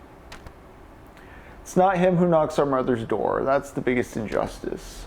We don't ever say it. We never will. No mail today. They say the next letter delivery will be a week away due to the torn up roads. Very bored. It's quite boring here. Lieutenant Schmidt needed a code for his new French locker in the weapons store. He couldn't figure out a code, so he asked me. Random numbers came to mind. The time of the afternoon I used to have guard duty. The number of French flags in the dastardly room. The day in June we had victory at Vaux. These are monotonous things that make up your day here. Still no mail. Roads must be in a bad way. 26/6/16. Okay, I'm going to have to peel through this diary again to look for that code. There is no mail today.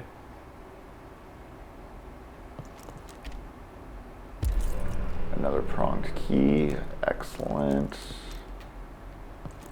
Should I jump down? That's going to fuck up my leg. No? Okay.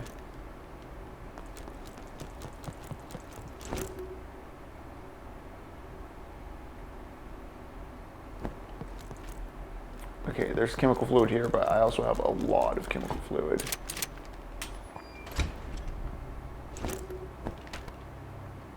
Quickest way to use... Okay, I gotta use the spark plug for one part.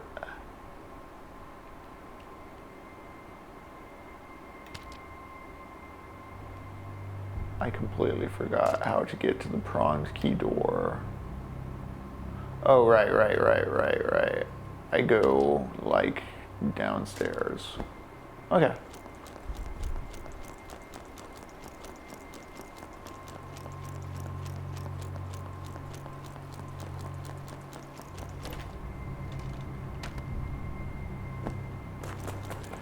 Dang, this particular dungeon has its hooks in me. I don't want to...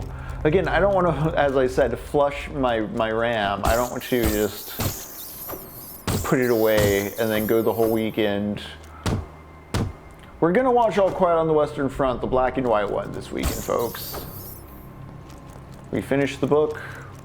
We're watching the Hollywood adaptation. I believe I saw that there are 4 adaptations. I'll read some more background on it as well. We might watch more than one, depending. I forgot I even have the cross key.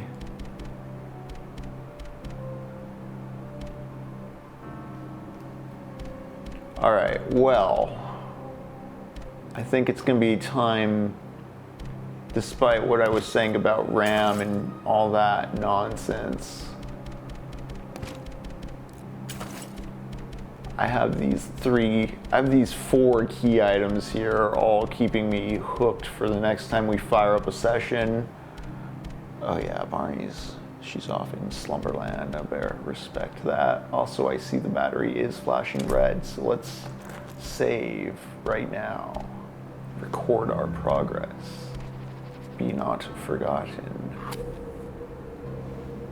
Once again, as pinned in the chat, Jameson's Cognitive Maps. We're going to read that while playing Medal of Honor Underground and while we continue through Conscript.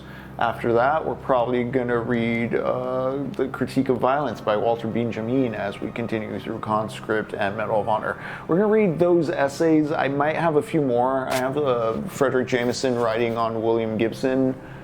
Not really tied to anything besides it being Fredric Jameson. I'd rather save it for when we maybe cover Neuromancer in the future, so might skip that. It really depends on the length of the games at this point, so you know what? I'm gonna call it there. We saved. We're going to bed. Monday, 7:30 p.m. CST. We'll see you then. If you're part of our Discord community, you can join us on the Discord and watch All Quiet on the Western Front with us this weekend. Good night, y'all. Take care. Also, let's see if we have any friends to raid into.